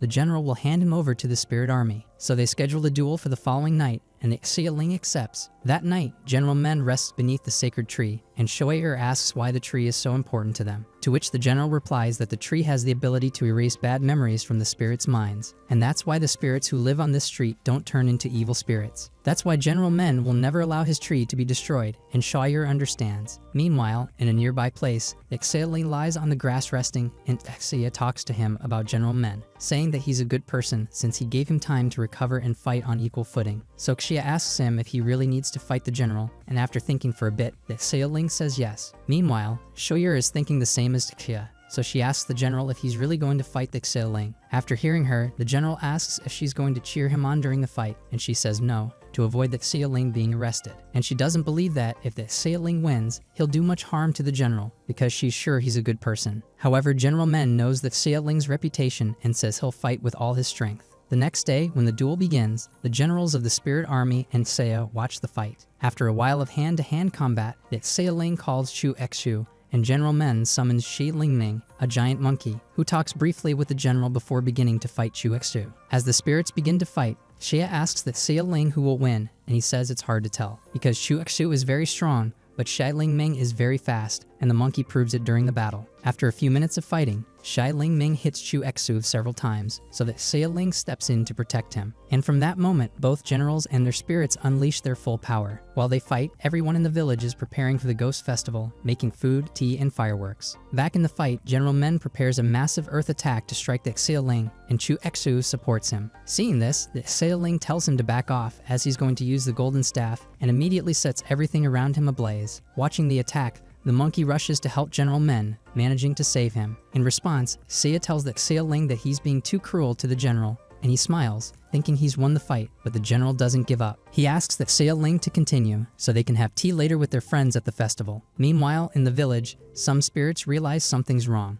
because many armed spirit guards appear before them, accompanied by generals. Upon arrival, General Nan tells them they're there searching for the fruit of the sacred tree, and they need their help. And if they refuse, they'll be killed without mercy, so some villagers also prepare to defend themselves. After this, General Nan tells the soldiers not to hurt anyone unless necessary, and to take him to the sacred tree. As the soldiers leave, the villagers ask a spirit to warn the general of what's happening. Seeing them arrive at the tree, a woman grows worried. They still haven't been able to warn General Men. At the tree, General Men asks one of his men to look for the fruit inside it, so he creates a dimensional hole. Through it, General Nan enters to retrieve the fruit, and once he does, the tree begins to dry up rapidly and catches fire. Back in the fight, Shi Lingming realizes the generals aren't watching anymore, and together with General Men, they run toward the village. As they rush to stop the sacred tree's fruit from being taken, changes start to show in the village spirits, who, upon remembering their painful memories, turn into evil spirits and begin attacking General Nan's soldiers. Seeing this, Shui'er decides to flee with her friend Gu'er, but on the way, the boy transforms and tries to kill her. Immediately, the soldiers stab him with their spears, turning him into thousands of bubbles that vanish before Shui'er. At that moment, General Men finally arrives at the village and finds it completely on fire. He's immediately attacked by Zhao Lan,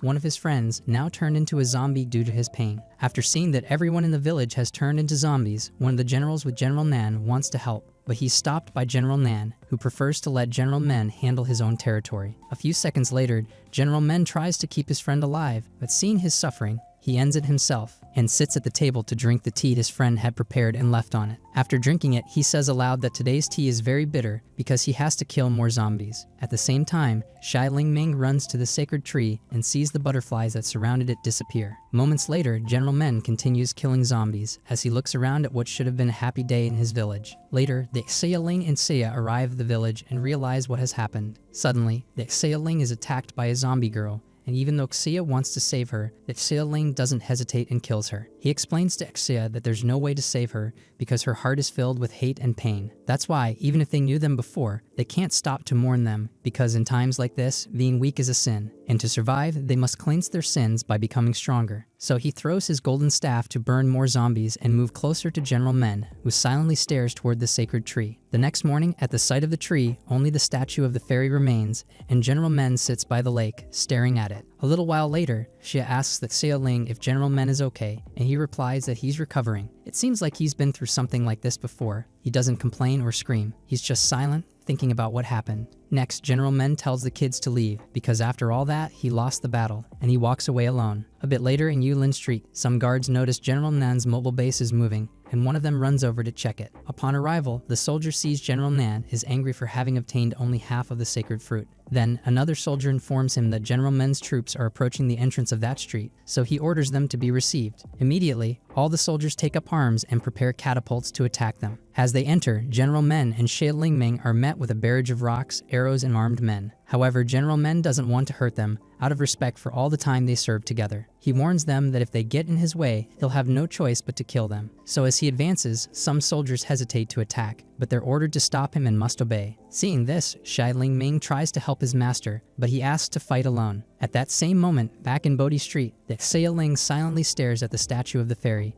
and Xia asks if they should help General Men. But they're suddenly ambushed by a group of soldiers who have returned to capture the Xia Ling. In response, the Xia Ling decides to head straight to General Nan's mobile base, where he finds two other generals. One of them, a woman, greets him by launching metal chains to try to kill him, but he breaks free using a fire attack, mocking her by saying she can't be that strong if it was so easy to escape. This enrages the woman, who transforms into a giant scorpion and throws the Xia Ling against a wall, but he comes back out unfazed. When he does, he summons Xu Xu and Dian Wei to fight the scorpion. Seeing this, Xia gets worried and tries to help by summoning Li Xuan Yuan, but he tells her he can't come out yet, because she doesn't have enough spiritual power to summon him, but he says she can help by using the human spirit technique. After hearing this, Xia asks him to explain how, and he connects with her mind to teach her the new technique, though he warns her that the process will be painful, and she agrees. A while later, the Xia Ling's two spirits continue battling the scorpion, and Xia collapses from the pain of the process. But she gets up and keeps going, knowing that summoning two spirits at once is taking a toll on the Xia Ling, who is already exhausted from expending so much energy, so the two spirits decide to end the fight with the scorpion. Meanwhile, in Yulin Street,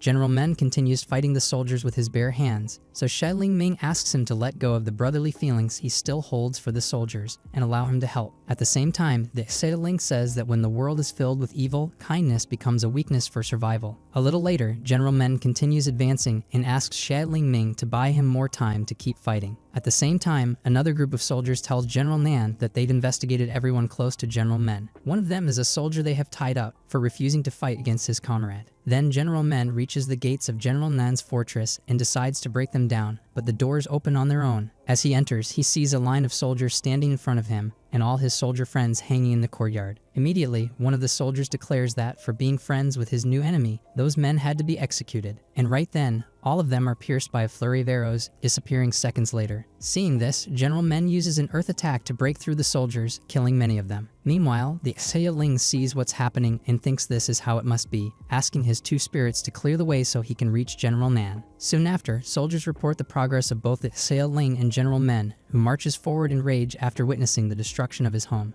After a few steps, he summons a giant stone serpent that storms into General Nan's castle, but it dissolves when it gets close, as General Men discovers Shui Er tied up on the ceiling before him. Then, when he looks beneath her, General Men sees several soldiers aiming their bows at her, so he decides to surrender. Next, General Nan chains him up using a stone to block his powers. A while later, the other general, named Tian Shi Men, reflects on his comrade's failure to capture the Xia Ling. Shortly after, sensing the Xia Ling's energy, he decides to send his men to confront him, but to his surprise, the Xia Ling's spirits attack strategically. Realizing that Xia Ling has 2 guardian spirits, Tianxi Men decides to surround him with archers. But when Chu Exu moves in to attack them, Xia appears, using magical abilities to distract the soldiers. At that moment, the Xia Ling tries to stop Xia from helping so she doesn't get hurt, but she insists on handling the archers herself, and to prove her strength, she uses magic to protect him and his spirits while they run to help General Men. Because of this, Tianxi Men decides to harm Xia, but Li Ixuan Yuan appears behind her to protect her. At the same moment, Shu Yi, still hanging from the ceiling, realizes that General Men surrendered to protect her. She reproaches him for not avenging their fallen comrades, and General Nan asks her where the other half of the sacred fruit is. Upon hearing this, General Men is surprised because he doesn't know what he's talking about, so General Nan decides to pressure him. To do so, he orders the soldiers to bring out a giant beast from the darkness,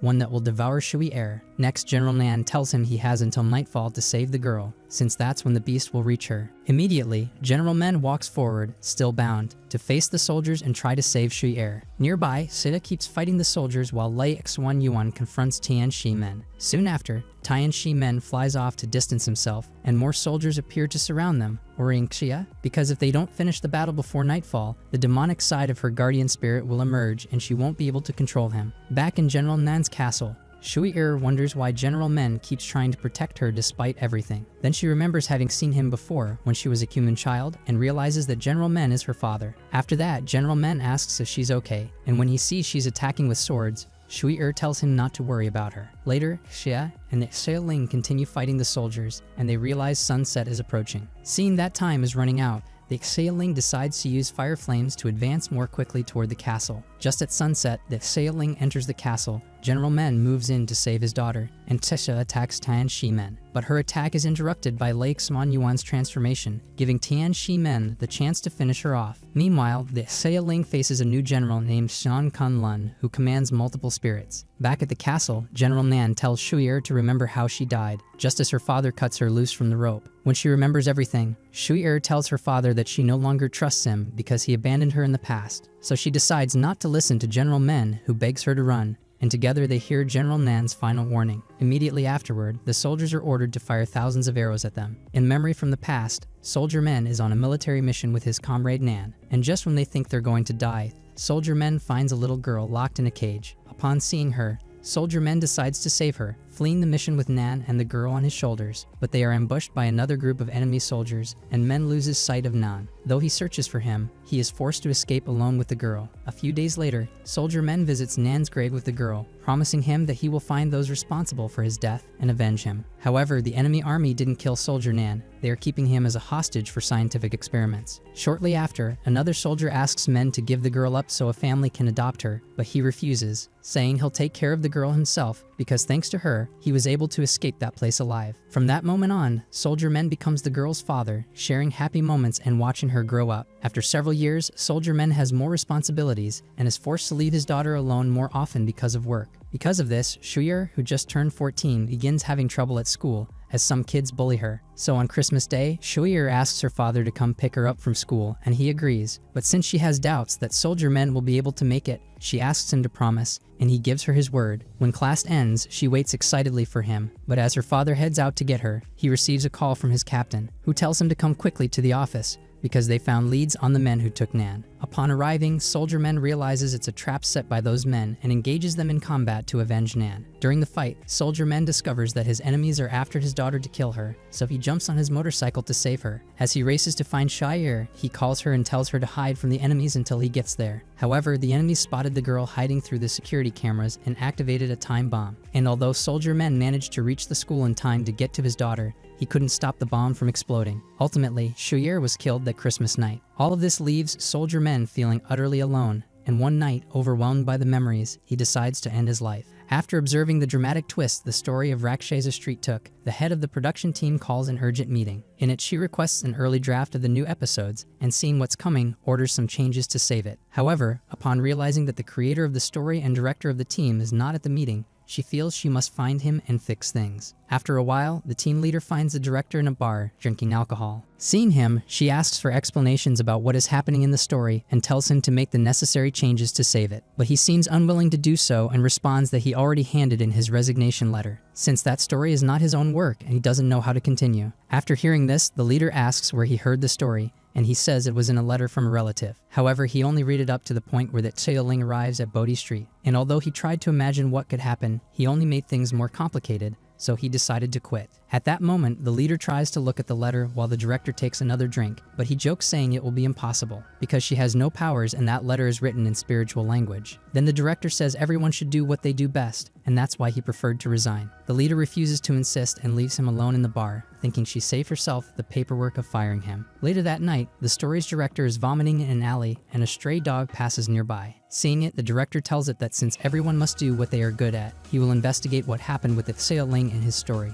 And for that, he calls his spirit guardian, whose name is Jade Ki Lin, who accompanies him through a portal to a Requiem Street. Right after passing through the dimensional portal, the director's spirit guardian helps him change clothes, and the dog runs away scared. When the director finishes changing, we see that his name is Zhen Shijai. Shortly after, Zhen Shiji asks Jade Ki Lin to accompany him to ask what happened to the Seo Ling and the others, and the story restarts from the moment General Men decides to fight the Seo Ling to decide whether to hand him over to the spiritual army. Then, as if in a fast-forward video, part of the fight between the Seo Ling and General Men is shown. After that, General Men appears on the destroyed street and walks toward Yulin Street, seeking revenge. Next, some fights are shown and General Men's entry into Nan's castle, along with his obedience to General Nan's orders after seeing his daughter held hostage, and the story behind Shui Er. However, in this version, it is General Nan who shoots Shui Er with an arrow as she tries to protect her father. Another change in this story is that the female general is alive, and upon seeing General Men lying on the ground, she tries to kill him. But the third general, named Tai Wei, stops her, saying that if he dies now, Jostam will know. And before that happens, they need to get the fruit of the sacred tree, so they decide to take it. When everyone leaves, Shuyer crawls on the ground, saying her memories are coming back and asking for help. Suddenly, the Xia Ling and Xia appear in front of her and take her to a safe place to see if they can help her. After checking her, Li Xuan Yuan tells Xia that Shuyer is dying and has little spiritual power left. So Li Xuan Yuan believes that even though he gave her some pills, Shuyer will die during the night. But Shuyer doesn't want to die without asking them to save her father and explains that it is General Men who turned himself into the spiritual army to save her and that they tied him with a spiritual sealing stone. After hearing this, Xia asks that Xia Ling to rescue General Men, and he hesitates for a few seconds since they will face an army. However, Shuyer believes that Xia Ling is a good man and says she trusts he will help save him. Seeing that Xia Ling still doubting, Xia gets angry and says she will go save him, but the Xia Ling asks her to stay and take care of the girl. And before leaving, he asks Shuyer to be strong and wait for her father to tell him everything he needs. When they are alone, Xia thinks that Xia Ling left sad because of Shuyer and she tells him her story. Shortly after, near Yulin Street, an army of soldiers competes in marksmanship. Suddenly, another soldier tells them that Captain Shi's troops were destroyed by the Xia Ling. At that moment, the Xia Ling appears before them and asks how to get to Yulin Street, and they attack him. So while telling his story, he fights the soldiers, saying that since his sister Xiru died, he made a promise. From that moment on, if anyone hurts a girl, he will make them pay. At that moment, Chu Exu and Dian Wei appeared to help him, defeating most of the army in minutes. Then the Xia Ling thinks that although he doesn't consider himself a good man,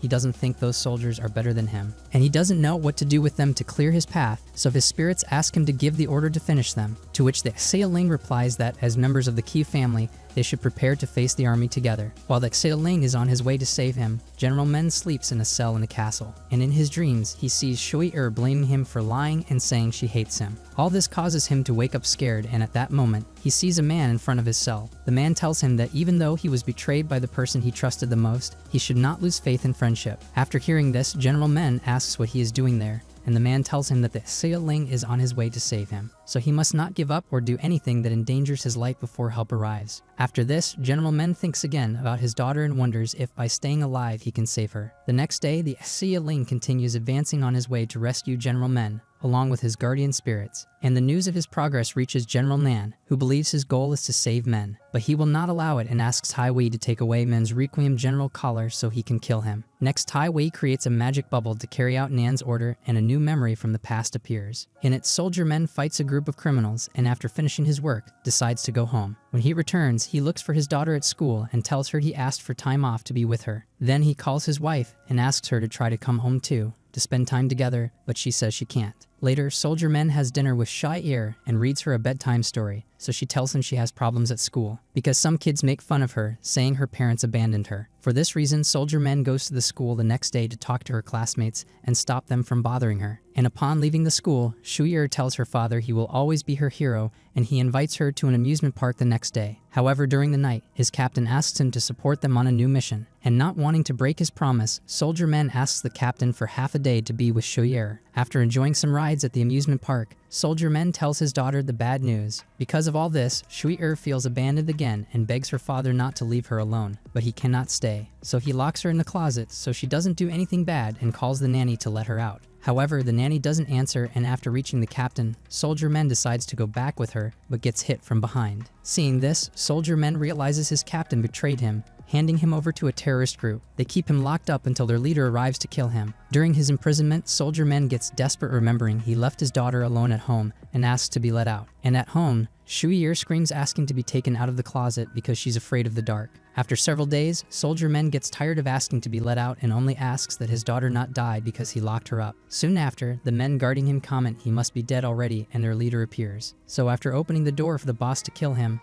everyone is surprised to see a giant monkey, Shadling Ming, has appeared, and upon coming out, he fights all the terrorist soldiers to save his master, just as he did the day he found Shire. After defeating their enemies, Shadling Ming takes Soldier Men and tells him he has been following him since the day he rescued the girl, but that he can only appear in a human world on the Day of the Dead, and so he couldn't help him earlier. At that moment, Soldier Men asks Shadling Ming to help him save Shire, and he says he can't because she is dead. After hearing this, Soldier Men blames himself for his daughter's death, and Shadling Ming tells him not to, because it's not his fault they set a trap for him. However, he can go to Rakshaza Street to look for her and explain what happened. Back in the present, Shire feels bad for not listening to her father and asks Xia to help the Xialing save her father. Xia responds that the Xialing is very strong, so she doesn't think the soldiers can stop him. And seeing that Shire is losing hope, Xia promises she will soon see her father again. A little later, during the day, two soldiers find Xia and Shire, and one of them says he's going to have fun with Xia. But behind them appears Li Xuan Yuan, who hits them for bothering his mistress. At that moment, Xia realizes she always depends on others to save her, so she asks Li Xuan Yuan to help her fight. She reminds him that he previously told her about a way to connect with her mind to learn new combat techniques. After hearing her, Li Xuan Yuan warns her about the risks that training could have on her thoughts, but she insists. So Li Xuan Yuan takes advantage of the soldiers being nearby to force them to watch over Shire while they train. Before leaving, Xia tells Shire to wait for them, because she's going to help the Xialing bring her father. At that moment, the Xialing meets the female general named Zi Wei, one of the three spiritual generals. After greeting them, she transforms into a scorpion and fights against Chu Exu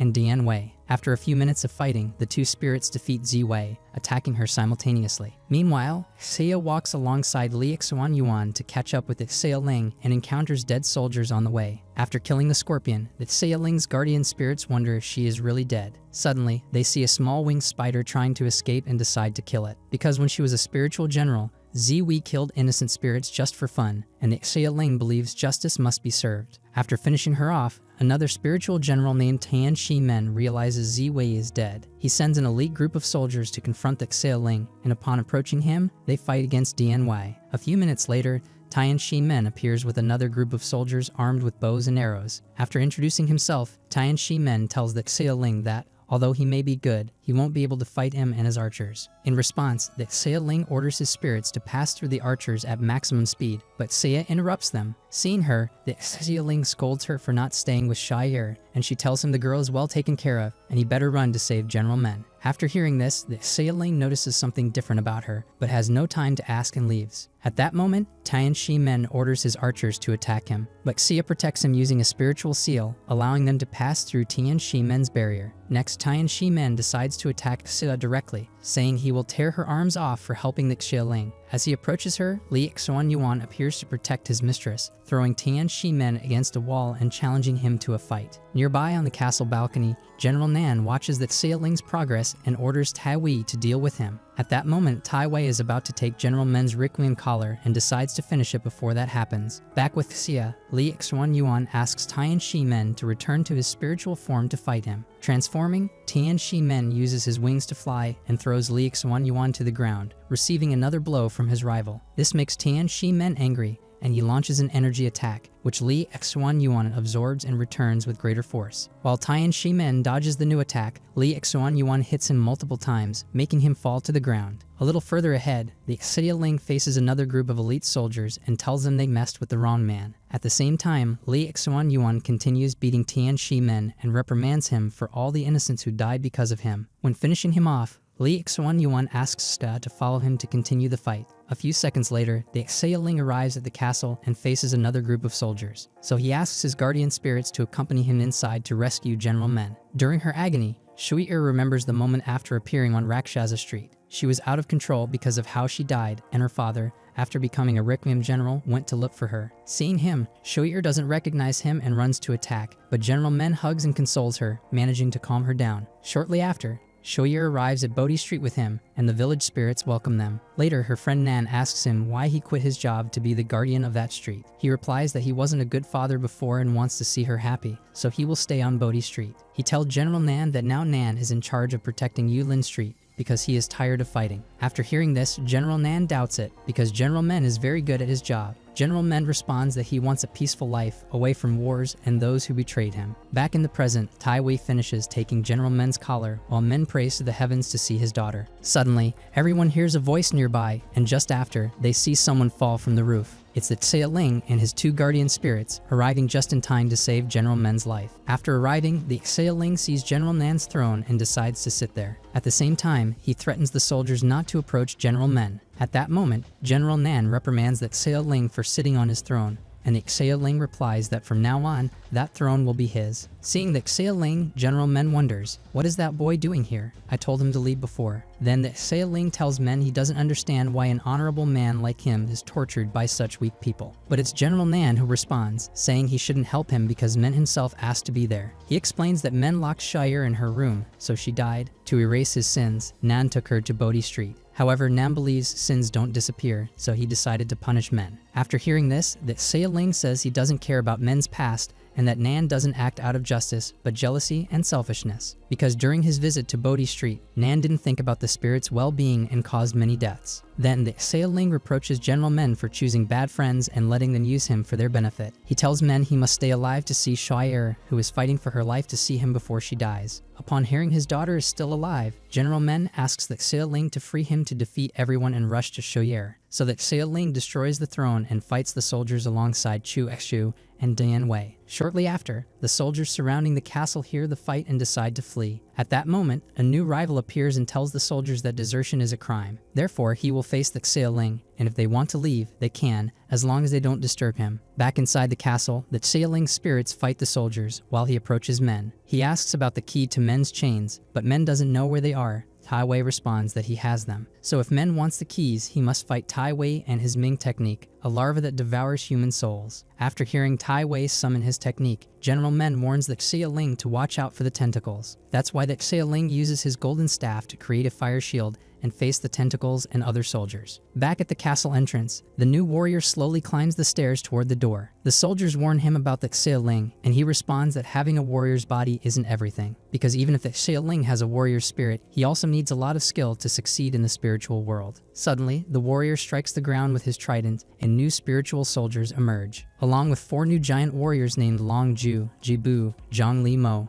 and Yu Ziki. All these warriors follow the new warrior's orders, and he asks them to follow him. Inside the castle, during the fight, everyone feels the great spiritual power of the new warrior and his army. So the Xia Ling rushes to defeat Tai Wei and free General Men, but the new warrior stops him. Seeing him arrive, General Men identifies him as Shan Kun Lun, leader of the Hall of Heroes. General Nan asks if he's there to help him and then requests the Xuan Huang pill to finish everyone off. Hearing this, General Nan asks that Xia Ling not to allow it because Nan's guardian spirit is a sun-devouring demon that destroys everyone around it, and only that pill can protect him from his guardian spirit. However, Shan Kun Lun is not there to help General Nan, since Ghostom sent him to fix the problem Nan created. Next, Shan Kun Lun tells Nan that he doesn't deserve the pill and kills him in front of everyone. A few seconds later, near the castle, Xia arrives with Li Yuan. Although they don't see soldiers outside, he senses trouble inside the castle, so they run to help. On the way, they find a woman who seems kind and tells them where to go. After killing Nan, Shan Kunlun fights the Xia Ling and scolds him for doing things that lead to his death. During the fight, the Xia Ling realizes how strong his rival is and replies that he's wrong. He feels he can help General Men, and after meeting them,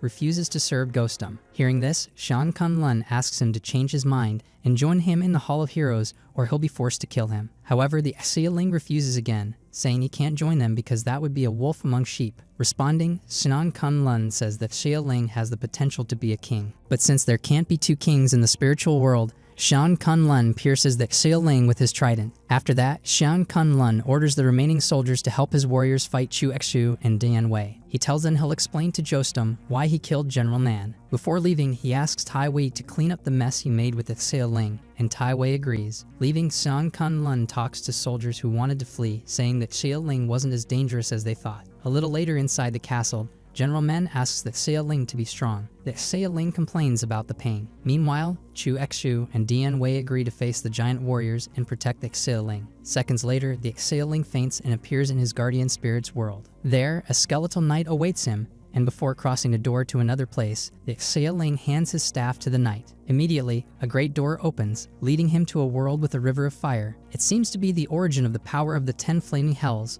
so the Xia Ling carefully walks across the stone bridge of that world. He remembers he is very close to hell, so he decides not to look at the souls around him to avoid getting burned. At the end of the bridge, he meets two spirits, called One-Eyed Dragons, who ask why he chose to die that way. He replies that before answering, he's curious why they wanted to see him. They say they called him because before being pierced, the Xia Ling made a request. They believe that Xia Ling wants them to merge with him so he can recover from his wounds and defeat his enemies. However, they don't want to stop being the kings of that world just to help the Xia Ling, so they ask what he offers in exchange. He replies that when he received the golden staff, they refused to serve him like Chu Exu and Dian Wei, because he had no ambitions to explore the world. But things have changed. Seeing so much corruption in Ghostum, he now wants to conquer the world, starting with Yulin Street. Thanks to these words, the spirits decide to help him, saying they will now be his generals. At that moment, Chu Exu feels too weak to keep fighting and thinks it's the Xia Ling's end. The 4 warriors attack Dian Wei. Suddenly, the Xia Ling rises from the ground, and his wounds heal with fire. Then the Xia Ling approaches Dian Wei to help him, and together they are joined by his 4 guardian spirits. Seeing this, Tai Wei decides to fight the Xia Ling and orders the warriors to attack the 4 spirits. At that moment, Chu Exu heals his wounds and asks Dian Wei to fight together to help the Xia Ling. Before doing so, they receive some of the fire energy that healed the Xia Ling, making them stronger. They manage to control Tai Wei's tentacles and the soldiers in seconds, while the other 2 spirits finish off the warriors. This leaves General Men impressed, as he just saw the Xia Ling close to death, and now fully recovered, with 2 more guardian spirits helping him. Nearby, Xia and Li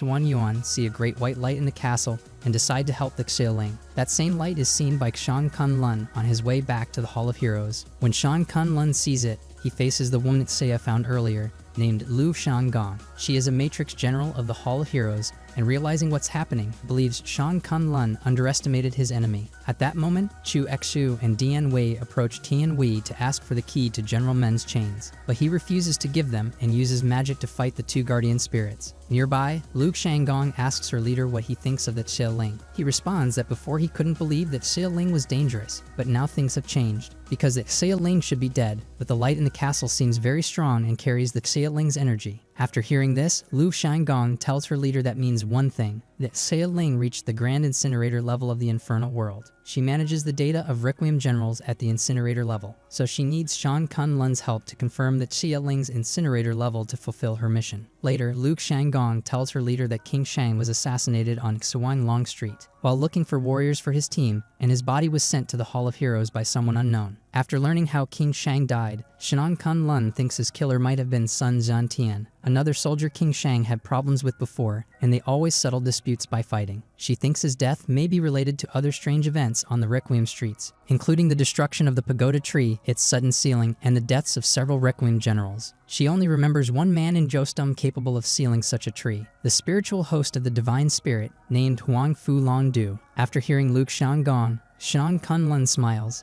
saying that man could only have returned for revenge. If that's the case, he has no reason to help the Xia Ling seal the pagoda tree. However, Luke Shanggong believes it's all Guang Fulandu's plan to use the Xia Ling to achieve his goal. Shang Kunlun responds that like him, everyone fights for their own objectives. Luke Shanggong agrees and says the best example is Liu Yuchan, Shang Kunlun's brother. She asks why Shang Kunlun chose that Xia Ling for his team if he already knew the answer. Shang Kunlun replies he hoped to have that Xia Ling on his side so he wouldn't fight against him alongside his brother. That's why Shang Kunlun needs to kill the Xia Ling before his brother finds out he is his rival. Back in the castle, Tian Wei creates clones to fight Chu Xu and Dian Wei, confusing the spirits. Lei Xuan Yuan comes to help and uses a wind attack to destroy some clones. After that, Li Xuan Yuan asks Dian Wei to guard the castle entrance, while he fights Tian Wei before nightfall. To do this, he drinks the celestial breeze he carries with him, becoming an immortal martial spirit. He can heal quickly from combat wounds and use magic to find Tian Wei's real body. When he finds him, Li Xuan Yuan attacks, sending him to the ground.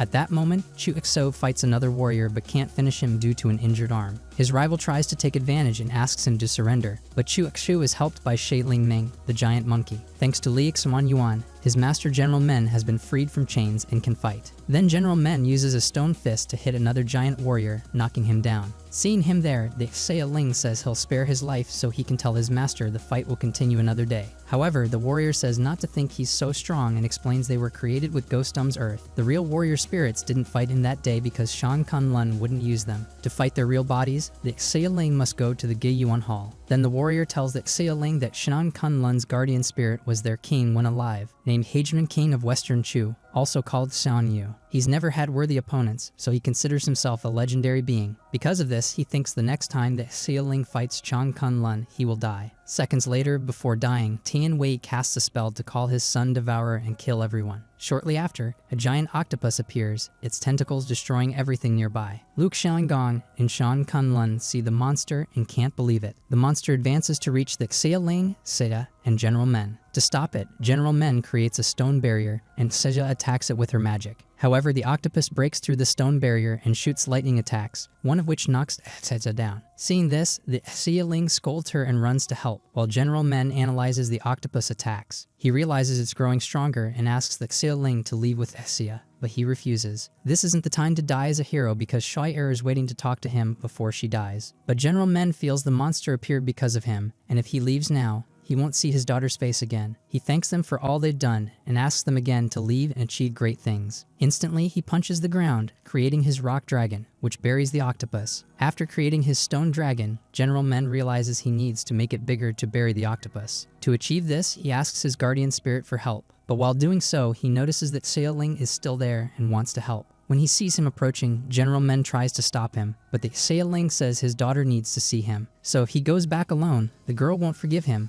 Therefore, if he wants to die destroying the octopus, he must die alongside him. Next, the Xia Ling uses his fire attack to help General Men, turning the stone dragon into a lava being. The lava dragon crashes into the giant octopus, burying it before everyone and causing chaos in the place. After a few seconds, Luke Shanggong and Shang Kunlun arrive and don't sense the Xia Ling's energy. Because of that, Luke Shanggong thinks everyone is dead, but Shang Kunlun disagrees, believing they escaped. Seeing this, Shang Kunlun regrets underestimating the Xia Ling's power and understands why his brother wanted to find him. Suddenly, Tai Wei appears beneath some rubble, and Luke Shanggong asks if he is one of Yulin Street's generals. He replies yes, but prefers they say he died in the battle. After hearing this, Luke Shanggong asks what they are planning, since she knows he is subordinate to Guang Fulandu. While creating a dust whirlwind to cover himself, he replies he's not a subordinate, but an ally. After a few seconds, the whirlwind disappears, and the man hiding under Tian Wei's disguise appears. Before leaving, he says his real name is Ying Feng Cheng, a spiritual host like her, with a deadly aura. When Luke Shanggong tries to approach to ask more, her leader stops her to avoid trouble. They stay alone, and Luke Shanggong asks Shang Kunlun if he will look for the Xia Ling. He replies not for now, because if the Xia Ling is alive, he'll cause more problems soon, and he will face him then. At that moment, General Men reunites with Shire and asks if they can do anything to save her. Seeing his concern, Li Xuan Yuan says it's impossible to save her, so he should spend time with her before the end, and after seeing him cry with his daughter, they decide to leave them alone. Later that night, Xia cries inconsolably over Shire's death, and the Xiaoling asks her not to. Hearing this, Xia accuses him of having no feelings, and he tells her about Xiao Ru, a girl he couldn't save. He cried for a long time because of her and swore to become stronger to protect the defenseless. Right after, the Xiaoling asks Xia to slightly change their journey's goal. They need to seek powerful allies to help them in difficult moments while trying to rescue the tree. Considering everything they've been through, Xia thinks General Men could be one of those allies. The Xiaoling says he'll ask him the next day to avoid bothering him that night. Meanwhile, Shuyer talks to her father and says that although she can't see or hear him, she recognizes him by his scent. She's very happy that Xiaoling found him and brought him to her. Next, Shuyer tells her father that since she met him as General Men, she felt respect and affection for him. Realizing he was her father made her very happy to know he never left her. However, he feels guilty for not taking care of her, and seeing her spirit dissolve in his hands, he asks for forgiveness. Seeing him cry, Shuyer asks him to say goodbye with a smile and promise to live every day to the fullest, and he agrees. Later in Jostum, Shan Kunlun tells the spirits about the Qiaoling's victory over the giant octopus of Nan Yufu. He explains the fight caused great damage in Yulin Street and believes the sacred fruit was destroyed there. Hearing this, the spirits talk about the Qiaoling's great strength, and before Shan Kunlun leaves, one stops him. They ask what he was doing there if the events in Yulin Street were unexpected. He replies he was investigating Huang Fu Longdu because he heard he was nearby and encountered Ying Feng Cheng. He doesn't know who Ying Feng Cheng is, so the spirits explain he's an ally of Huang Fu Longdu wanting revenge. Upon this revelation, Shan Kunlun asks the spirits if they have something to hide, and one angrily hits him, telling him he has no right to question them because he's a mere human and demanding he apologize. Shortly after, Shan Kunlun kneels but remains silent, and the spirit tells him to leave. When Shan Kunlun leaves the meeting, Lu Xiangong notices a wound on his face and asks what happened. However, Shan Kunlun doesn't want to talk and asks her to leave quickly. On the way out, Shan Kunlun tells his companion he had problems with Old Lei, one of the spirits. He wants to meet Ghostum's leader, who will attend a meeting at Wuming Castle in 3 months. During that meeting, he can obtain the sacred Zhuang Lun gem and use it to take revenge on Old Li for always mistreating him. The next morning, the Xiaoling approaches General Men to ask him to join in conquering the world. Before leaving with the Xiaoling and Xia, he goes to the remains of the Bodhi tree to say goodbye. He tells Shoyer her father will no longer be alone because he now has 2 companions, and after he turns around, the Bodhi tree begins to recover. After a few days, Ying Feng Cheng meets with his companions at Huang Fu Longdu's house. He shows them the Wu Shang Pearl, one of the 4 divine pearls of the underworld. It was hidden inside the fruit of the Bodhi tree, and its power allows predicting the future and transforming things. But since it was in Yulin Street, it was hard to get. So he took advantage of the scandal caused by the Qiaoling to steal it. After saying this, Ying Feng Cheng talks to his companions about the other 3 pearls. One of them, the Sumru Pearl, is in the Kingdom Organization and has the power to rewind time and revive people. That's why the Kingdom Organization together with the 10 Great Knights have become one of the 3 most powerful groups. Another pearl, called Zhuan Lun, can mobilize the underworld troops and is held by the marshals. They, along with the Hall of Heroes, are the 2nd most powerful group in the underworld. The 3rd power is precisely the Wu Shang Pearl, now in Huang Fu Longdu's hands. For Ying Feng Cheng, this is the most powerful pearl because thanks to it, Huang Fu Longdu commands spiritual soldiers' support. And the 4th pearl, called Xi He, belongs to the Xiaoling, so one of the spiritual soldiers believes they should kill him. However, Ying Feng Cheng disagrees and tells his companions they should not kill him for now, because he saw the near future through the pearl, and knows that Xiaoling will gain 2 more generals as companions. Together with his other companions, they will form the 4th power, threatening the other 3 groups. But if they decide to change the future, the Wu Shang Pearl will lose its power. After hearing this, Huang Fu Longdu gets excited, saying that at the end of it all, it will be revealed who really rules the world. That night, in a forbidden forest, a man runs looking for an ancient tower called Lu Hua. He plans to steal the treasures hidden inside, but to his surprise, a lizard man appears and kills him. At the same time, another young man arrives near the forest, Yan Fengjia, the Requiem General of Yuan Ling Feng Street. He talks with his guardian spirit, named Fi Lian, about his desire to visit the Forbidden Forest. The next day, the Xiaoling and his friends also arrive at the Forbidden Forest riding a giant turtle. Upon entering, they walk through the place, and Xia complains because General Men and the Xiaoling left her alone. At that moment, the 3rd Knight of the Kingdom Organization, named Hong Lian, also appears in the forest. After facing some lizard men, he tells the leader of the place that they have orders to kill the Xiaoling. That leader is the 5th Knight of the Kingdom Organization, named Jile. After hearing Hong Lian, Jile asks if the Xiaoling is responsible for destroying Yulin Street. Hong Lion confirms and says he followed him to the Forbidden Forest. A few seconds later, Jila receives news from his soldiers that there are 4 intruders in the forest. He uses a machine that locates them and looks for warriors he created to finish them off. Because everyone entering the Forbidden Forest must die, he asks Hong Lion to wait there while he goes to find them. Meanwhile, nearby, the Xia Ling, General Men, and Xia fight the lizards. The Xia Ling explains they are in Kong Shen Forest, a forbidden place. General Men doubts the reasons for their arrival, so that Xia Ling tells him he wants to go to the Lu Hua Tower. There are great treasures and underworld historical documents hidden there. That's what he wants, because there should be clues about his parents' death. Hearing this, General Men says that the tower appears very rarely in different places within the forest, so he thinks they should be prepared if they face the forest dangers. Xia sits to rest in front of them. While waiting, the Xia Ling replies that what they are doing has never been easy, and the 2 men laugh for a while. Minutes later, a dense fog appears in the forest, so that Xia Ling and General Men realize danger is near. Suddenly, little Xuanling appears before them, saying they shouldn't be in the forest, and is attacked by plants. Seeing this, General Men and Xia realize it's an illusion, and the Xia Ling knows but still follows him, because he's annoyed they messed with his little brother and wants to finish whoever dared create that hallucination. After that, General Men asks Xia to stay with him, though soon she goes after another illusion. In it, her wife leaves with another man, and he needs to know who it is, but can't recognize him. When Xia is alone, the illusion of her sick mother appears, and she can't help but approach. At that moment, General Men realizes the man's face is fake and is attacked by millions of beetles. They cover his body for a moment, and a beetle man appears before him. General Men frees himself with Xie Ling Ming's help, who also kills 2 giant beetles. Seeing this, the beetle man transforms into a sacred beetle. He throws Xie Ling Ming against a tree and immediately approaches General Men to attack. Meanwhile, Xia keeps approaching her mother, and when she does, the mother tells her to run, but it's too late. Xia is trapped in a web, and before her appears a wolf spider man who says she will soon die from his venom. Xia calls Li Xuan Yuan, who says the web blocks his power and won't let him get out. Seconds later, the Xia Ling spirits finish off the monster impersonating his brother. Thinking they're done, they are attacked by the killer plants they saw before, dodging them. After this, the knight Jila appears, and Xia Ling challenges him to a duel. During their fight, Jila realizes that Xia Ling's fighting ability and thinks he won't be bored that day. So he tells that Xia Ling that the spiritual realm is looking for him and that he is in charge of this place. According to the rules, anyone who enters Kong Shen Forest must die. Next, Jila asks that Xia Ling about the Zihi Pearl, and that Xia Ling smiles, understanding why Jila is there. He decides not to answer, and after a few seconds during which his enemy disappears, he hears Jila say he will kill him anyway. At that moment, Jila attacks the Xia Ling, who defends himself with fire attacks and challenges Jila to try to kill him if he can. Back with the wolf spider and Xia, she feels a bit dizzy from the venom,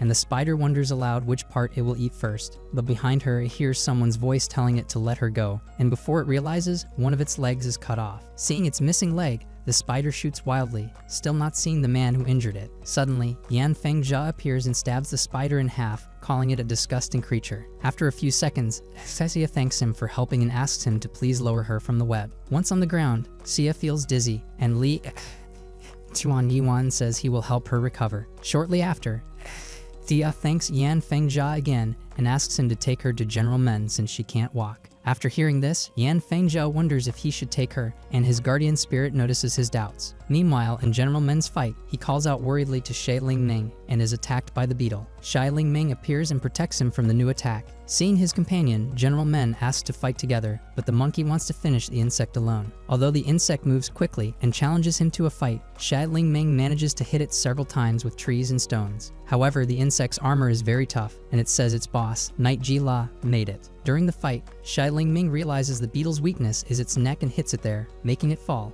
On the ground, the beetle tells General Men not to get confident, because as he walks deeper into the forest, he will find new dangers, and death will follow him. Suddenly, General Men hears footsteps and sees Xia and Yan Fengjia before him. After seeing her, he asks why she is there, and she scolds him for leaving her alone and tells him she almost died. Then General Men sees the boy, and Xia tells him his name and says she is still alive thanks to him. Right then, Yan Fengjia approaches the beetle and asks Fei Lian what he thinks. Fei Lian replies that the beetle was a dangerous being and that General Men is very strong. Meanwhile, the Xia Ling keeps fighting Jila, and after a while, Jila disappears, so that Xia Ling asks him to fight honorably if he wants his pearl, but Jila responds he does not want to because he wants to kill him. He attacks faster and stronger, and Chu Exu and Dian Wei appear to support the Xia Ling. Jila does not give up and thinks that Xia Ling won't beat him because the forest is full of his weapons. This angers the Xia Ling's third guardian spirit, who shoots fire at Jila, burning his skin and causing him to transform. His arm becomes the head of a lizard and begins eating the fire released by the guardian spirits. Thanks to this, the Xia realizes the fire eater tries to prevent his third spirit from attacking again. But his warning is too late after the lizard injures the spirit's arm and Dian Wei saves it. Then Jila prepares a new attack while the Xia analyzes his strength. The Xia dodges Jila's arm and realizes his friends are calling him with a flare. He needs to distract Jila and thinks the best way is to set the forest on fire. Immediately, he attacks with his golden staff, causing a fire around them. Before leaving, he tells Jila to put out the fire if he doesn't want his forest to burn completely. Later, at Jila's house, he appears upset about what the Xia did to his forest, and Hong Lion wonders why he let him go alive. Hong Lion thinks Jila didn't catch him because he thinks too much. Jila says he can't allow the forest to be destroyed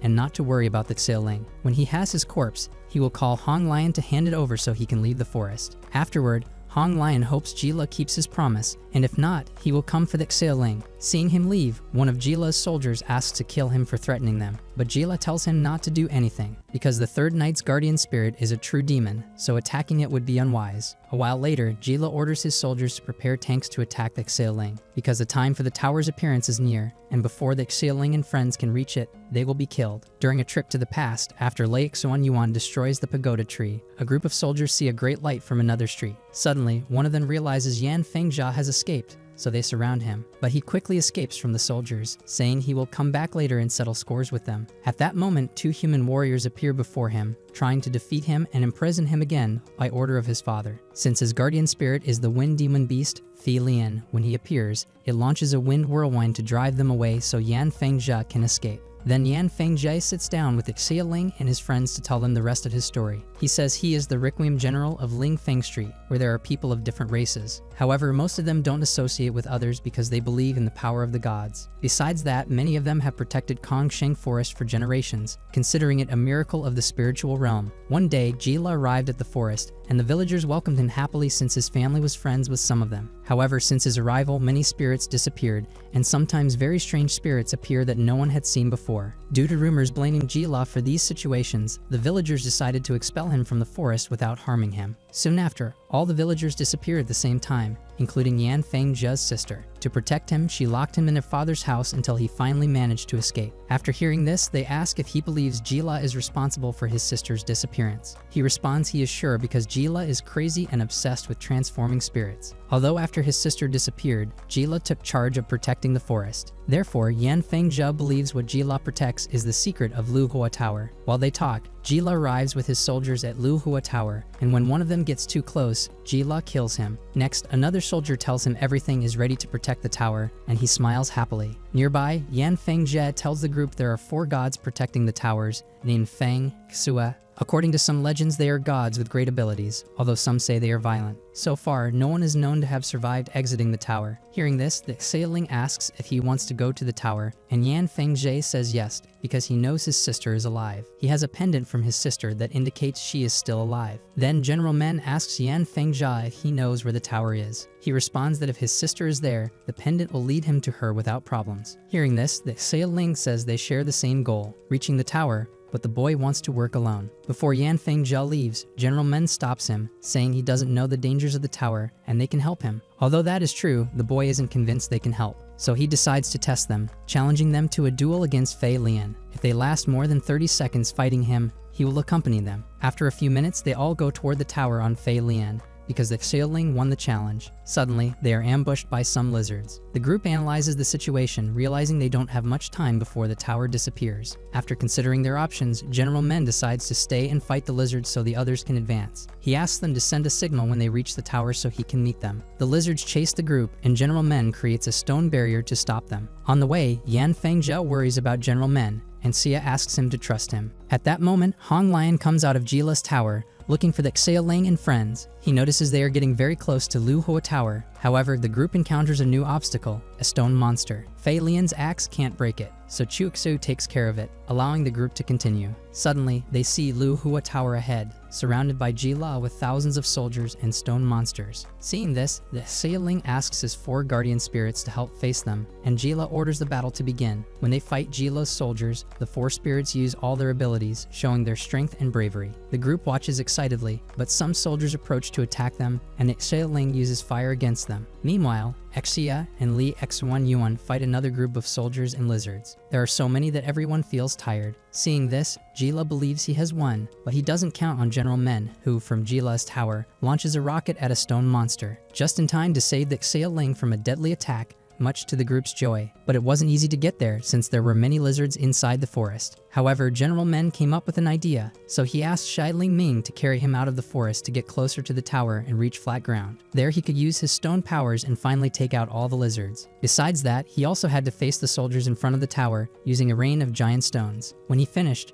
Shai Ling Ming asked him to join the others, but General Men planned something different. Instead of going with the others, he climbed the stairs of Jila's tower to use it as a lookout and help more. Upon reaching the top of the tower, General Men found many weapons and bullets of different types. Right after, he looked out the window and realized the others had already started fighting Jila's army. So he decided to try one of the weapons, managing to take down several stone monsters and exciting his friends. Seeing this, Jila realized someone was using his spirit-devouring weapon, so he sent some soldiers. When they arrived, they saw their comrades crushed under the stones and realized General Men's power. But they had no time to react because Shai Ling Ming attacked them immediately. After seeing the number of soldiers decrease, the others got back on Fei Lian trying to get closer to Lu Hua Tower. Behind them went another group of stone monsters, which General Men shot with great precision. A while later, under Jila's tower, Shai Ling Ming finished off the soldiers alongside the stone dragon. Immediately, General Men cleared the path for his friends, eliminating the remaining stone monsters. Next, the group approached Lu Hua Tower, and Jila transformed again. He attacked them with thorny branches, so to advance, they split up. However, the thorny branches seemed to multiply,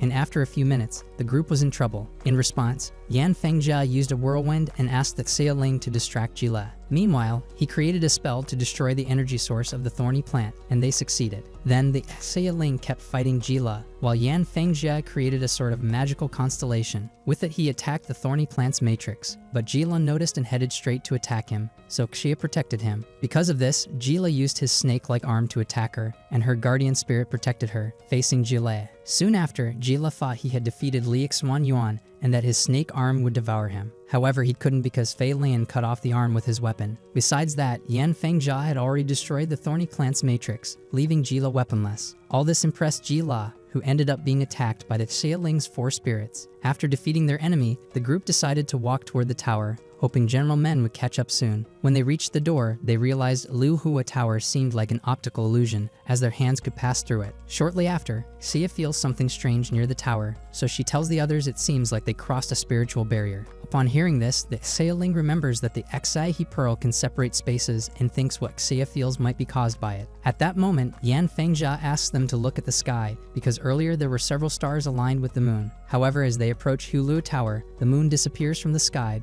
but can be seen reflected in the water. Later, analyzing the situation, the group realizes that the barrier is protecting the tower, so that Xia Ling tries to break the barrier with a fire attack but fails. Then Xia notices the image of the moon in the water and realizes the barrier is created by a magical matrix. Immediately, Li Xuan Yuan tells her about a 4-symbol spell they can use to try breaking the barrier. When Xia casts the spell, she asks that Xia Ling to watch the eye of the barrier. After sending a fire attack there, they succeed and the door of Hulu Tower opens. Inside the tower, the group sees everything is empty and there are no stairs leading upward, so that Xia Ling tells them to look up, as the ceiling appears to be a lake. This makes him think the path is beneath them, so he uses his golden staff to strike the floor, revealing a hidden path. After descending the stairs, they find a lake and in front of them a path of stones. After walking a while, they find a statue, the city's protective spirit. Yan Fengjie says to advance, they must offer a spiritual object to the statue. The Xia Ling offers his golden staff, and immediately 4 doors appear. Xia wonders which path to choose, and that Xia Ling steps forward, crossing one door. But as they enter, the door closes and they realize only one person can pass through each door. Yan Fengjie then decides to cross another door, leaving Xia alone in front of the statue. After seeing the second door close, Xia considers her choice as the last door will be used by General Men. Meanwhile, near Hulu Tower, Jila is dying and remembers when he met the 4 protectors of the tower. They named him the Requiem General of Kongsheng Forest, asking him to prevent anyone from entering. At that moment, General Men appears, saying he expected Jila to be dead. Soon after seeing the tower open, he thinks the group is inside and notices Jila turning into stone. He tells Jila that if anyone enters the tower, his punishment is to become completely petrified. From now on, the only safe place is the tower, and if Jila wants to avoid dying as he is, he should enter quickly. Hearing this, General Men asks Jila why he is acting well now. Jila responds that his destiny is death, and if they enter the tower, they will teach the protectors a lesson. All this makes General Men decide to take Jila with him to recover and seek revenge himself. Just as they enter the tower, the stars shift position and the tower disappears. Minutes later, Tai Wei arrives at the lake where the tower was and seeing the stars, realizes he has lost them. The next day, Xia appears in a place full of plants with Li Xuan Yuan. She tries to call the others but hears nothing, and Li Xuan Yuan says he doesn't sense their energy. After walking for a while, Xia asks Li Xuan Yuan where they are. He replies that the place is full of spiritual energy, so it doesn't seem dangerous. They decide to walk toward the top of a mountain, and upon arrival, they see a great number of flowers and butterflies. Xia decides to catch a giant butterfly, but Li Xuan Yuan stops her. She scolds him, asking him to catch 20 butterflies for her while she rests. While drawing, she makes the yin and yang symbol on the ground around Xia. Meanwhile, while collecting butterflies, Li Xuan Yuan discovers a house and edible plants. What catches his attention most is a white lily that only blooms under the full moon. Upon seeing it, he decides to cut one. After doing so, a spirit appears and asks if he likes flowers. Li Xuan Yuan says yes, greets him, and they chat briefly about the white lily. The spirit invites him to share a drink. This excites Li Xuan Yuan, who thanks the spirit and asks his name. The spirit smiles and asks to be called Shenang while preparing the drink. Meanwhile, in the Xia Ling's world, a great snowstorm makes walking difficult. Seeing this, Chu So worries for his master and offers to protect him, but the master asks him to save his energy for fighting. A while later, one of Huang Fulong's soldiers arrives at Chen Sen Palace and greets his king. He says the palace is as cold as ever and that he hadn't seen his king in a long time. Hearing this, the king, named Yu, tells the visitor that only he and the constables can approach his palace. Because of the familiarity in the visitor's tone, the king calls her by her old name, Tianhu. Soon after, the child accompanying Tianhu approaches and greets the king. Tianhu removes her mask, revealing a woman's face, and the king asks why she is there. The girl pulls out a box and offers it as a gift from her boss. It contains 4 9-turn sun pills, a gift for the 4 kings. Tianhu explains the refinement process lasts 1,000 years and if taken will grant many benefits. Specifically, their human form and spiritual power will be maintained for 300 years. The king asks Tianhu what her boss wants in return. She answers that her boss wants to borrow one of the treasures of Lu Hua Tower. The king then asks why she works for a human if she has such great power. Tianhu replies she dislikes the constables and that their ambitions resemble those of humans. After hearing this, the king thinks Huang Fulan's ambitions are very high and tells Tianhu to take her gift. He also says he will not act against Huang Fulan due to their friendship. After hearing the king, the girl asks why he refused her gift. He responds that yielding to her blackmail could endanger the spiritual world. Also, in that world, he is not the only decision maker, as around Lu Hua Tower there are 4 connected kingdoms. Their names are Floral Valley, Moon Palace, Snowy Kingdom, and Wind City. Their mission is to jointly protect the space where the tower's treasures are located. So if she wants to borrow that treasure, she must first convince or kill the other 3 kings. After hearing this, the girl laughs and says she isn't capable of doing that, but that someone else might be. At that moment, the king realizes that near the palace, there is someone besides the girl. It's Yan Fengjia who tries to move quickly through that world. Again in Floral Valley, Li Xuan Yuan is having tea with Shang. He explains that they are in a world inside Lu Hua Tower, although he knows nothing about the treasure pavilion they seek. Hearing this, Li Xuan Yuan thinks only the king knows about that treasure and asks Shang if he knows him. Shang replies that if Li Xuan Yuan means the Floral King, almost no one knows him. Since his job is to take care of the kingdom's garden, he only worries about the plants. A little later, Li Xuan Yuan asks Shang if he knows the way out of that world, and Shang says there is no way out, because the 4 kingdoms of the tower are isolated from the world, and only the 4 kings can leave. Therefore, the only way out is to end the kingdom's rule, which is done by killing the king. After hearing this, Li Xuan Yuan thinks about what he must do and tells Shang that he has to speak with his mistress.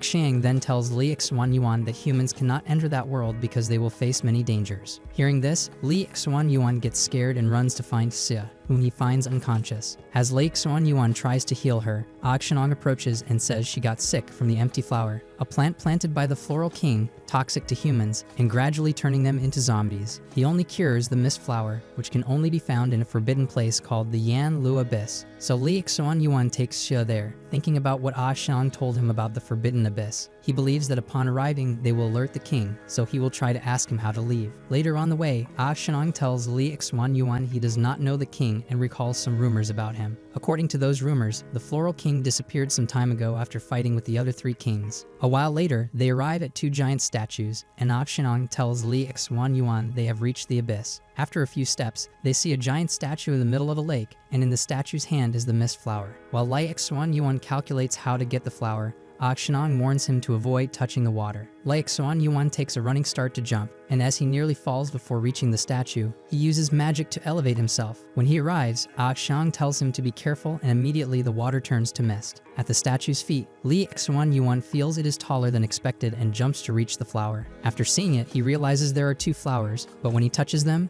they vanish. He remembers Xiang's words during the journey. One flower is real and the other fake, though he does not yet know which. Suddenly, 2 giant snakes appear and attack him, forcing him to dodge only 1 flower at a time. This makes Li Xuan Yuan understand that touching a flower turns it into a hologram, and the other is real. He takes advantage of the moment when one snake touches a flower and grabs the other. However, unexpectedly, the statue collapses, and Li Xuan Yuan falls into the water holding the flower. Xiang tells him that if the water is contaminated by someone who does not belong to that world, all the flowers will die. This will alert the gods who protect the kingdom. And just after saying this, the 2 statues from the entrance rise from the water. Back in the Snowy Kingdom, the Xie continues walking through the snowstorm and gets attacked. Chu Exu and Dian Wei quickly help him dodge ice crystals. However, without noticing, the Xie is chained with ice chains. His other 2 guardian spirits, named Xie Hoi Du and Sesa Hu Yuan, free him and urge him to move forward. But when he tries to walk alongside Chu Exu and Dian Wei, he cannot find them and feels icy hands holding him back. The Xie decides to use his staff, throwing it at the ice ground. At the same time, in the Floral Kingdom, Li Xuan Yuan tries to swim quickly and dodge the Guardian's attacks. Whenever he finds an opening, he strikes back, receiving hits of wind, lightning, and illusion techniques. This causes Li Xuan Yuan to transform into his immortal spiritual state and fight them. He turns the Guardians into small pieces of stone, from which 2 different energies emerge and combine in the air. That combined energy strikes Xiang, transforming him into the Floral King, while Lai Xuan Yuan moves closer to Exida. Back in the Snowy Kingdom, the Xie wakes up and continues walking, slightly dizzy. Then he uses his staff as a heater and decides to attack someone he encounters ahead. The Xie attack seems aimed at a girl who is dragging a child to save him from some mud. Seeing this, the girl tries to protect herself, although the fire is directed against the wolves. A little later, the Xie approaches the girl and thinks she might be Xiao Ru, the spirit who protected him some years ago. Seconds later, the girl tells the child not to fall asleep, and the Xie hears his name and realizes it's him. This situation makes him think he is in a fantasy world, but while figuring it out, he helps them find shelter. Later, inside a cave, the Xie and the 2 kids warm themselves by a fire. Xiao Ru tells the child that the Xie saved them, and he thanks him and asks for his name. To avoid suspicion, the Xie asks them to call him Hu Ji, and they introduce themselves. The boy says his name is Kao Bang Ding, guardian of the Baide village, and Xiao Ru is the mayor's daughter. However, they had to flee their village because monsters destroyed it, so they want to go to the Snowy Kingdom to speak to the king and ask for help to defeat the monster. Hearing the boy, the Xie thinks that if he wants to uncover what's going on, he must reach the Snowy Kingdom. He offers to accompany and protect them from wolves along the way. Then, as they start their journey through the Snowy Valley, the kids feel very cold. The Xie recalls that at his age he tried to be strong because he needed to protect Rakshaza Street. Suddenly, 3 wolves appear before them, so Xie Hudu and Se Hu Yuan take care of stopping them, clearing the path for the Xie. A little later, Xiao Ru falls to the ground, and the Xie spirits begin to freeze. In response, the Xie calls Dian Wei, who protects them from another group of wolves, but he too freezes. Along the way, the boy tells the Xie that at the end of the Fing Fang Valley lies the Snowy Kingdom, and the path is very long. At that moment, Xiao Ru tells them she can no longer accompany them and faints. The Xie asks them to hold on a little longer so he can take them safely to the spiritual kingdom. Then another group of wolves attacks, injuring the Xie, and Chu Exu appears to help. To avoid freezing, Chu Exu uses his energy to create a ring of fire to protect the Xie. However, the Xie disagrees because the ring will consume Chu Exu's energy and he could die. But Chu Exu doesn't care because if the Xie dies, he will die too.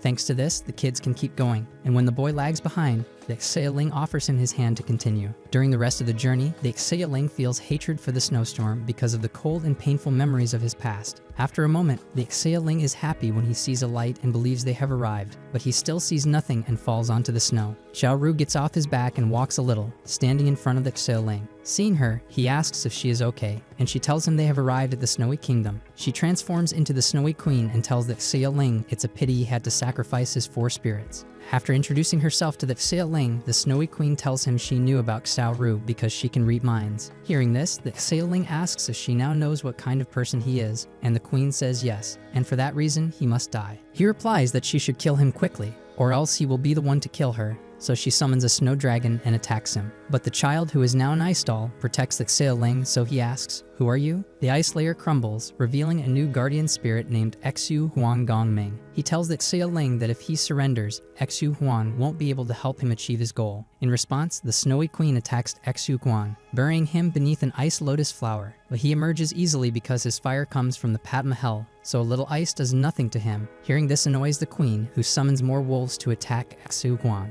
Although he defeats them all without problems, he tells the queen that she is next. At that moment, the queen transforms into a many-headed monster that can spit fire and water. Seeing that the monster she became has so many heads, Xu Huang calls for reinforcements using his staff. Immediately, a breeze appears that reaches the other 4 guardian spirits, thawing them instantly. Then Chu Xu and the other spirits appear beside the Xia Ling, saying that Xu Huang can't have all the fun alone. Xu Huang replies that everyone will have their share, but he wants 2 of the monster's 9 heads. Suddenly, the monster launches an ice attack at them, so that Xia Ling decides to divide the work and attack it from several sides at once. From that moment, everyone works as a team to gradually cut off all the monster's heads. When only 3 heads remain, the monster turns into an ice serpent that promises to freeze them all. In response, Xu Huang creates a shield while Xida Hu Du tries to cut off a head, but realizes he can't. After a few minutes, Xu Huang tells the others that his shield won't last much longer. To help him, the Xia Ling asks the other spirits to give him their spiritual energy, and they do, increasing his strength.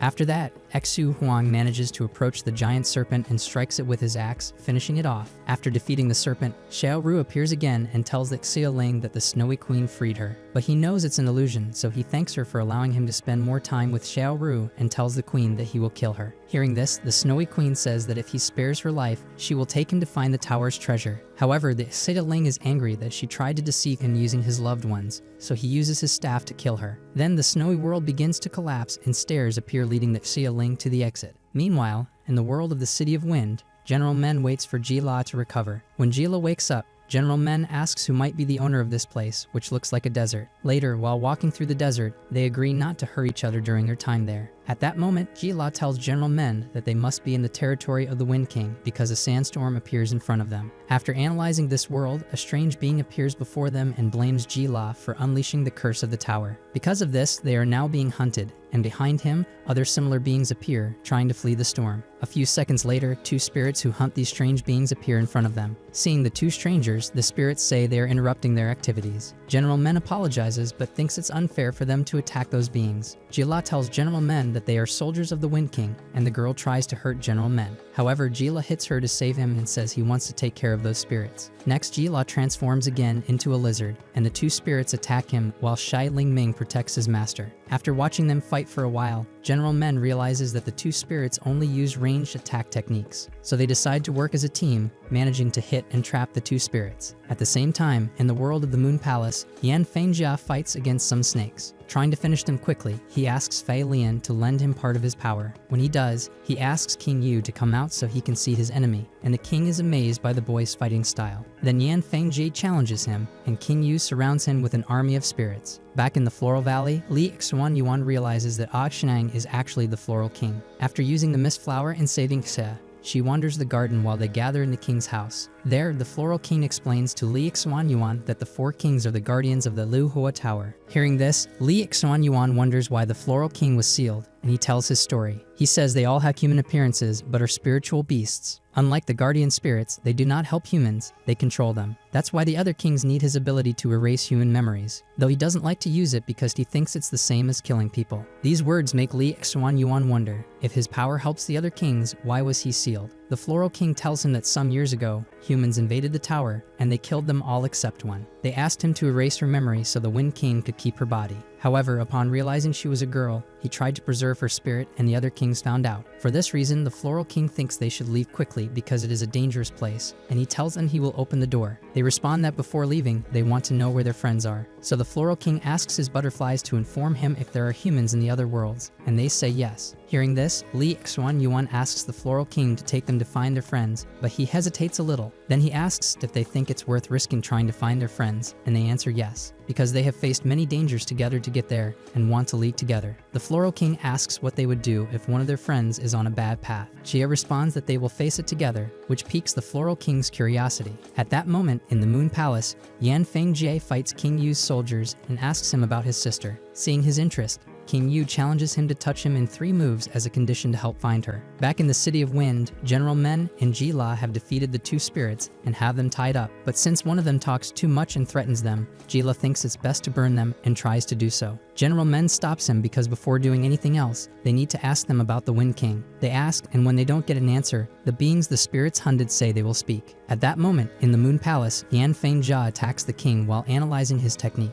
He tells him he's fast and strong, but not enough to touch him. In response, Yan Fengjia decides to apply a stronger technique, and King Yu discovers that the boy is from the Ta Feng family. Before attacking, he tells him he believed that race had been destroyed by a woman. Back in the City of Wind, the beings tell General Men and Ji-La that they belong to the Ta Feng family. They say they once received Ji-La in the Kongshen forest. However, he did experiments with the spirits of the area. He also stole their medicines and entered the forbidden place in the forest, the Lu Hua Tower. Since then, they transformed into monsters. They are trapped in the City of Wind and are victims of those 2 spirits who relentlessly hunt and kill them for fun. After hearing this, Ji-La says he hasn't lived well either because the magic of the 4 kings also condemned him. So if he leaves the forest, he will turn into stone, and the title of Requiem General is just an excuse to control him. Then General Men asks what happened to their Requiem General. Meanwhile, in the Moon Palace, King Yu continues attacking Yan Fengjia and takes his sister's earring. Seeing this, King Yu tells Yan Fengjia that he now knows who he is looking for because he has the other earring. He then says that he will never see her again because she's no longer even human. At the same time, in the City of Wind, the sandstorm approaches the 2 spirits and frees them. Suddenly, the Wind Queen appears in front of everyone,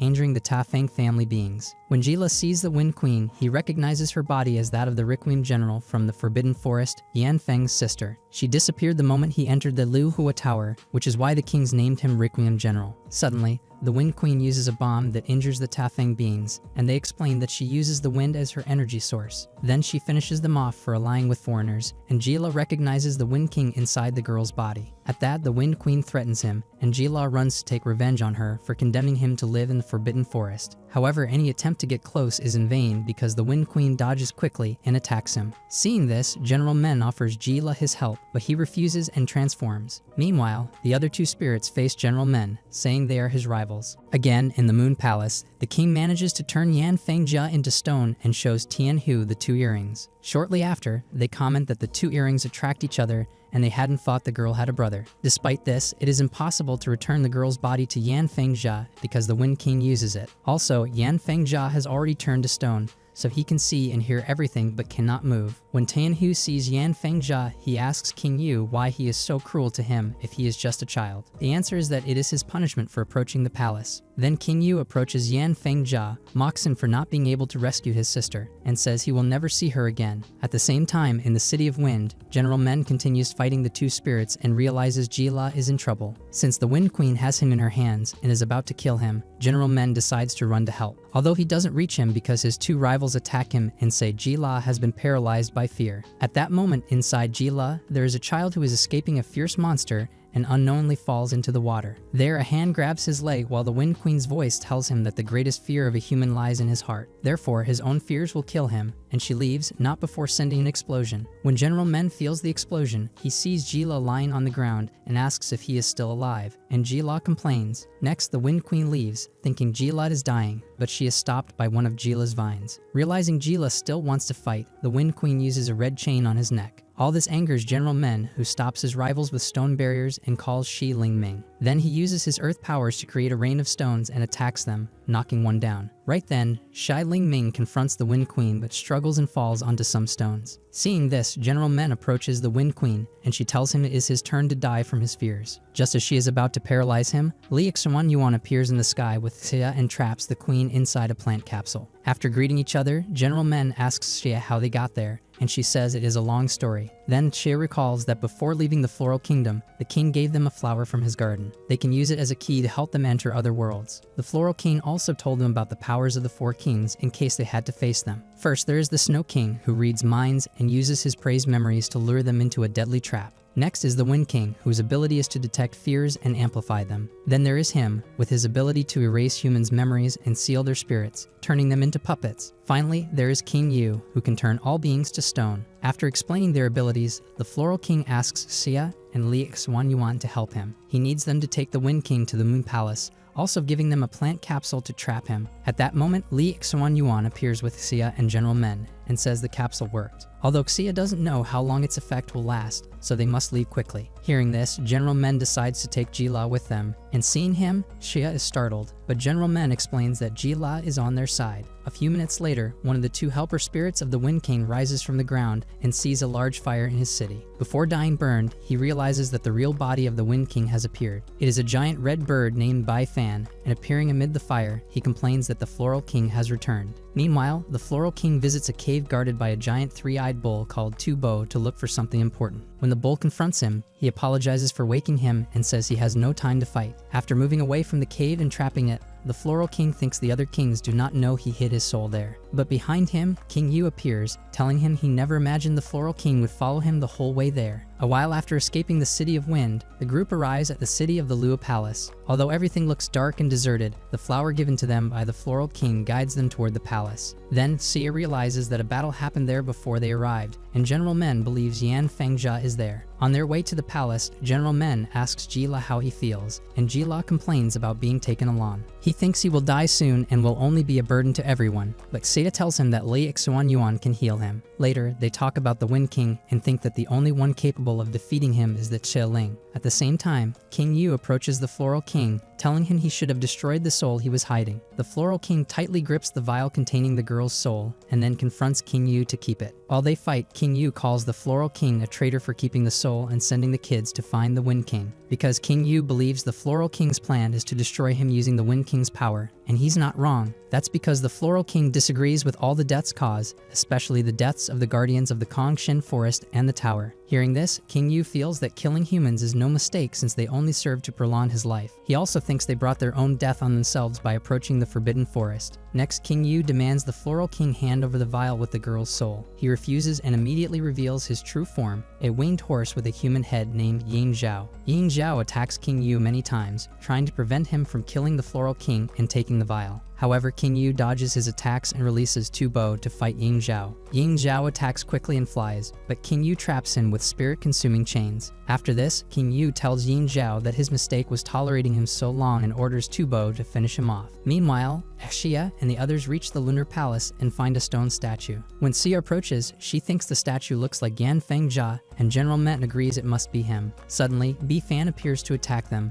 but together they manage to stop him using chains, earth walls, and magic. This only lasts a few seconds because the bird breaks free and re-enters the girl's body. It threatens to kill Xia and General Men, saying that by doing so it will destroy their guardian spirits. Sowing fear in Xia and General Men, the Wind Queen paralyzes them, forcing them to withdraw their guardian spirits. Just as she prepares a lethal strike, Jila appears under a cloak and tells her that in the end, she is the one controlling everything. The Wind Queen asks why he's still alive, and Jila challenges her to kill him already. She uses magical chains to trap them. At that moment, King Yu arrives and says he doesn't care how he finishes off his prey, as long as the palace isn't destroyed. The Wind Queen leaves them on the ground to speak with King Yu. Seeing the Floral King, she understands how those humans found the pearl that once trapped him. Shortly after, King Yu tells her the Floral King has freed himself and is seeking revenge. He shows the vial containing the soul of the body he's using. Then King Yu points to Yan Fengjia's statue, telling her that boy is the brother of the girl who owns that body. Therefore, the Wind Queen releases the soul from the vial so Yan Fengjia can watch her destroy it. After doing so, King Yu approaches the Floral King, asking him to repent and promising to spare his life. But the Floral King refuses, asking King Yu to kill him now because he wants to die with dignity. He reminds King Yu that in the past, they shared a dream of traveling the world together, but then King Yu changed. Hearing this, King Yu decides to withdraw and let the Wind Queen finish them all. She opens a gate to hell to send them all there and kill them without damaging the Lunar Palace. However, things don't go as planned, because the Xie Ling emerges from that hole. He frees the others and walks toward her with his 5 spirits. Seeing him, the Wind Queen asks who he is,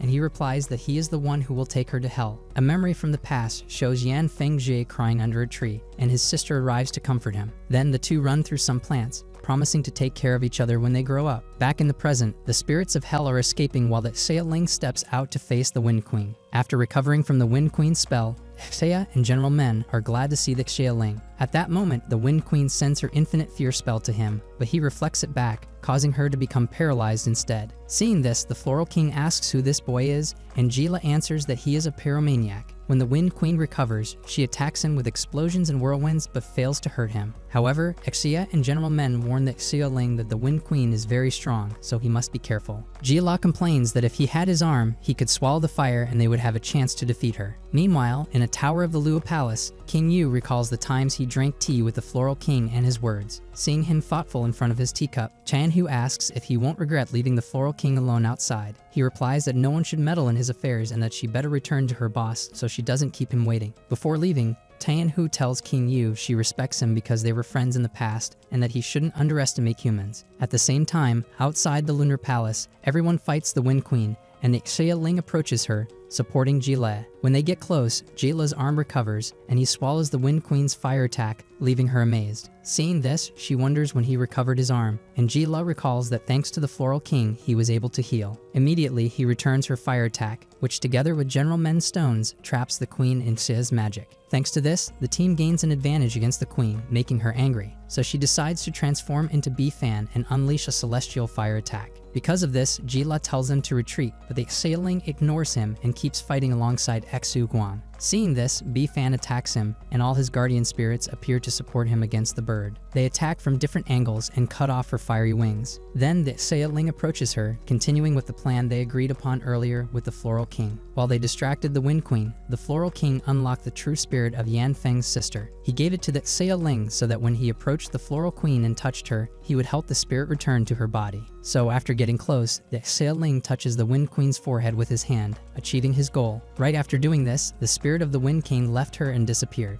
At that moment, Xia feels relief seeing everyone is okay, and the Xia Ling appears before them with Yan Feng Zhe's sister. A new memory from the past shows the moment when Gila is stealing medicines from the Ta Feng family, and they surround him. When this happens, the Requiem General of the forest, whose name is Yang Cao Cao, tries to negotiate to prevent Gila from dying. But Gila's ambition drives him to run all the way to the Uhua Tower with the medicines, and the villagers go after him. At the same time, inside the tower, the spirits meet with Old Li and talk about the latest news on Rakshasa Street. According to Old Li, there have been many movements of humans in different places of the spiritual world. Originally, Rakshasa Street belonged to the spiritual world, but evil spirits caused many problems. This forced the Requiem Generals to create a barrier between the spiritual world and Rakshasa Street using the Exodiki Pearl. This caused the spiritual world to be controlled by spiritual controllers and Rakshasa Street by humans. However, the power of the Exodiki Pearl was not enough to maintain the spiritual world alone. So they decided to place it at the roots of the 4 sacred trees, and since then, those 4 trees have sustained it. This means that whoever controls the 4 trees also controls the barrier between Rakshasa Street and the spiritual world. All this worries Old Li about the ambition of humans, and he believes it is necessary to control them. Then King Yu tells him that if humans learn about the crimes they committed, they might seek revenge. The Floral King, who still believes in humans, tries to ask what King Yu means, but Old Li tells him not to interfere. At that moment, King Yu asks Old Li what is the reason for his visit. Old Li replies that he needs them to guard a very powerful weapon, to prevent it from falling into the hands of the spiritual guests. So he asks them to protect it from them, especially from Huang Fulong Du. Soon after, near the tower, Yang Cao Cao confronts Gila and tries to keep him away from the tower. However, he manages to advance and fights the guardian spirit of the girl and the Ta Feng. He manages to open the door of the Hulu Tower, and right behind it are the 4 kings and Old Li. Old Li casts a spell that harms everyone and then asks King Yu to eliminate them, believing they overheard his conversation. Seeing that Yang Cao Cao was still awake but wounded, the Wind Queen asks to take care of her, because she needs to change her body, which is old and worn out from the years. Although Yang Cao Cao does not want to die to protect her brother. Back in the present, Yang Cao Cao thinks it was all a long dream. Seeing her brother turn to stone, she remembers their childhood games and promises to save him. A few minutes later, the Xia Ling enters the Lunar Palace to look for King Yu, and upon seeing him, the king realizes they have defeated the Wind Queen. Then the Xia Ling realizes that the rumors about many treasures hidden in the tower are true.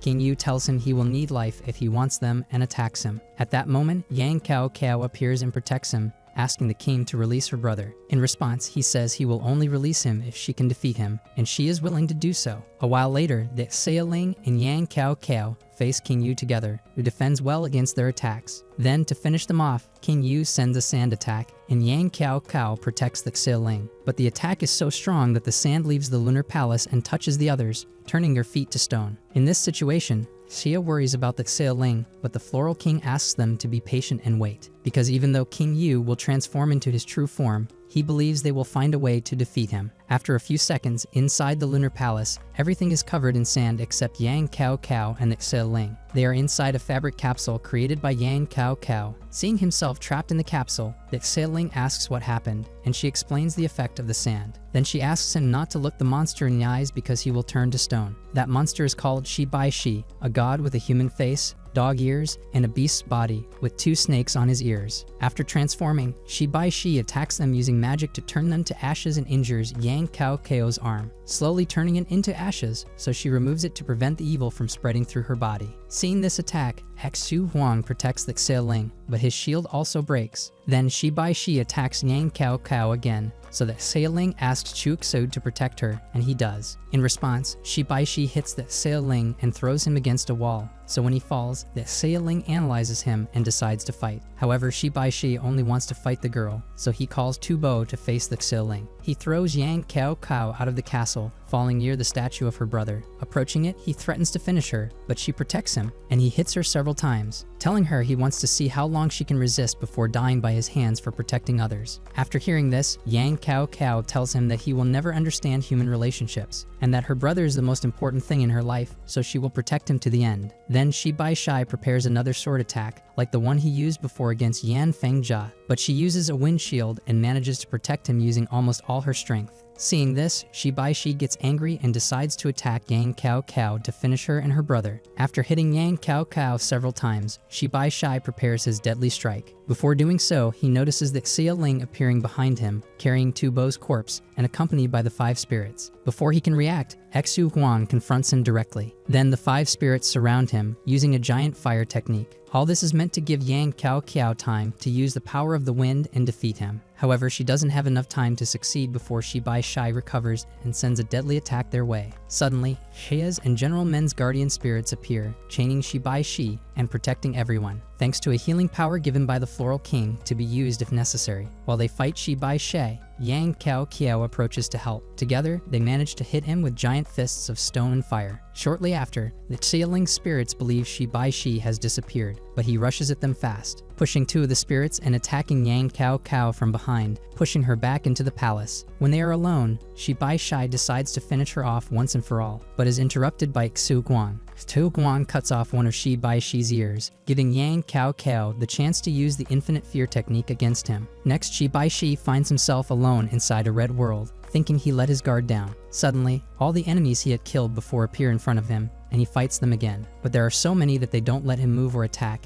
and he thinks they are very bold despite being illusions. So he decides to destroy them all, and after doing so, he finds a butterfly in front of him. Looking down, he sees thousands of them covering the ground, and the Floral King tells him to run, because that Elu Hua Tower is being destroyed by humans, which makes him angry. Later, hundreds of voices of King Yu arise around him, criticizing him for being locked inside the tower, saying that being a god, he should have more freedom and not be a slave to those 4 walls. They also tell him that death is his destiny and he won't be able to escape it. Then, a new warrior appears before him, who uses his sword to damage his eyes. It's another of the Xia Ling's protective spirits, who was inside the golden staff and couldn't wait to fight. He briefly takes control of the Xia Ling's body, which angers Shi Bai Shi. However, with the damage to his eyes, Shi Bai Shi can no longer use his powers, and all those still turned into stone statues recover. Despite the positive changes in all the statues, Yang Cao Cao does not recover. In fact, she gets worse. Because of this, the Xia Ling decides to approach and help her, but she asks him not to, as touching her will make him sick. She is condemned to die because of a spell from King Yu that will kill her in a few minutes. But before dying, Yang Cao Cao asks the Xia Ling to take her brother with them.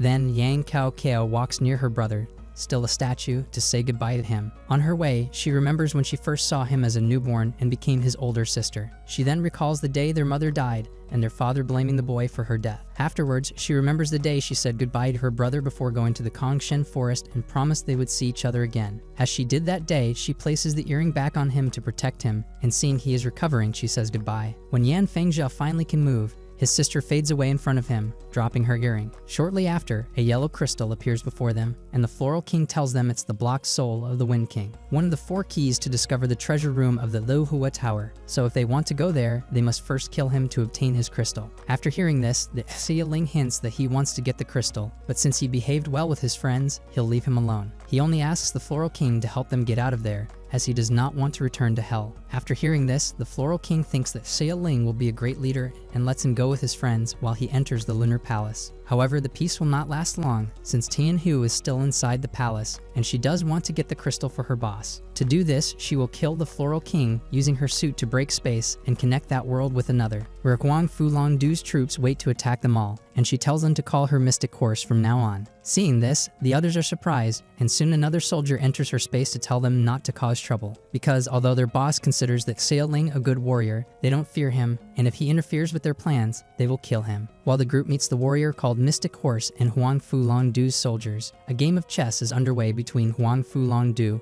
and one of his soldiers named Hang Fu. After making his move, Hang Fu wonders if King Yu is already dead, recalling some soldiers waiting there to kill him. Huang Fulong Du tells him that Xia Ling must have killed him by now, fulfilling his destiny. He also believes in the power of thoughts to achieve victory in battle. With that belief alone, that Xia Ling's team already has victory assured. Meanwhile, in front of the Lunar Palace, the Xia Ling and friends wait to see what Huang Fulong Du's soldiers will do. Just in case, he warns the others that most soldiers aren't dangerous, but they should watch out for 3 of them. Then one of these 3 powerful soldiers asks the girl called Mystic Horse if she has the blocked souls of the kings, because they need them to open the treasure room's door, and she confirms she does. Next, the girl uses a magic matrix to open a dimensional door leading to another tower where the treasures are. But as they decide to advance, the Xia Ling, Li Xuan Yuan, and General Men confront them. The warrior named Soldier attacks with his sword, knocking the Xia Ling and General Men unconscious and injuring Li Xuan Yuan. Seeing this, Xia approaches to ask if he's okay, and he says the sword's power is very strong. It managed to block his spiritual power just by cutting the air,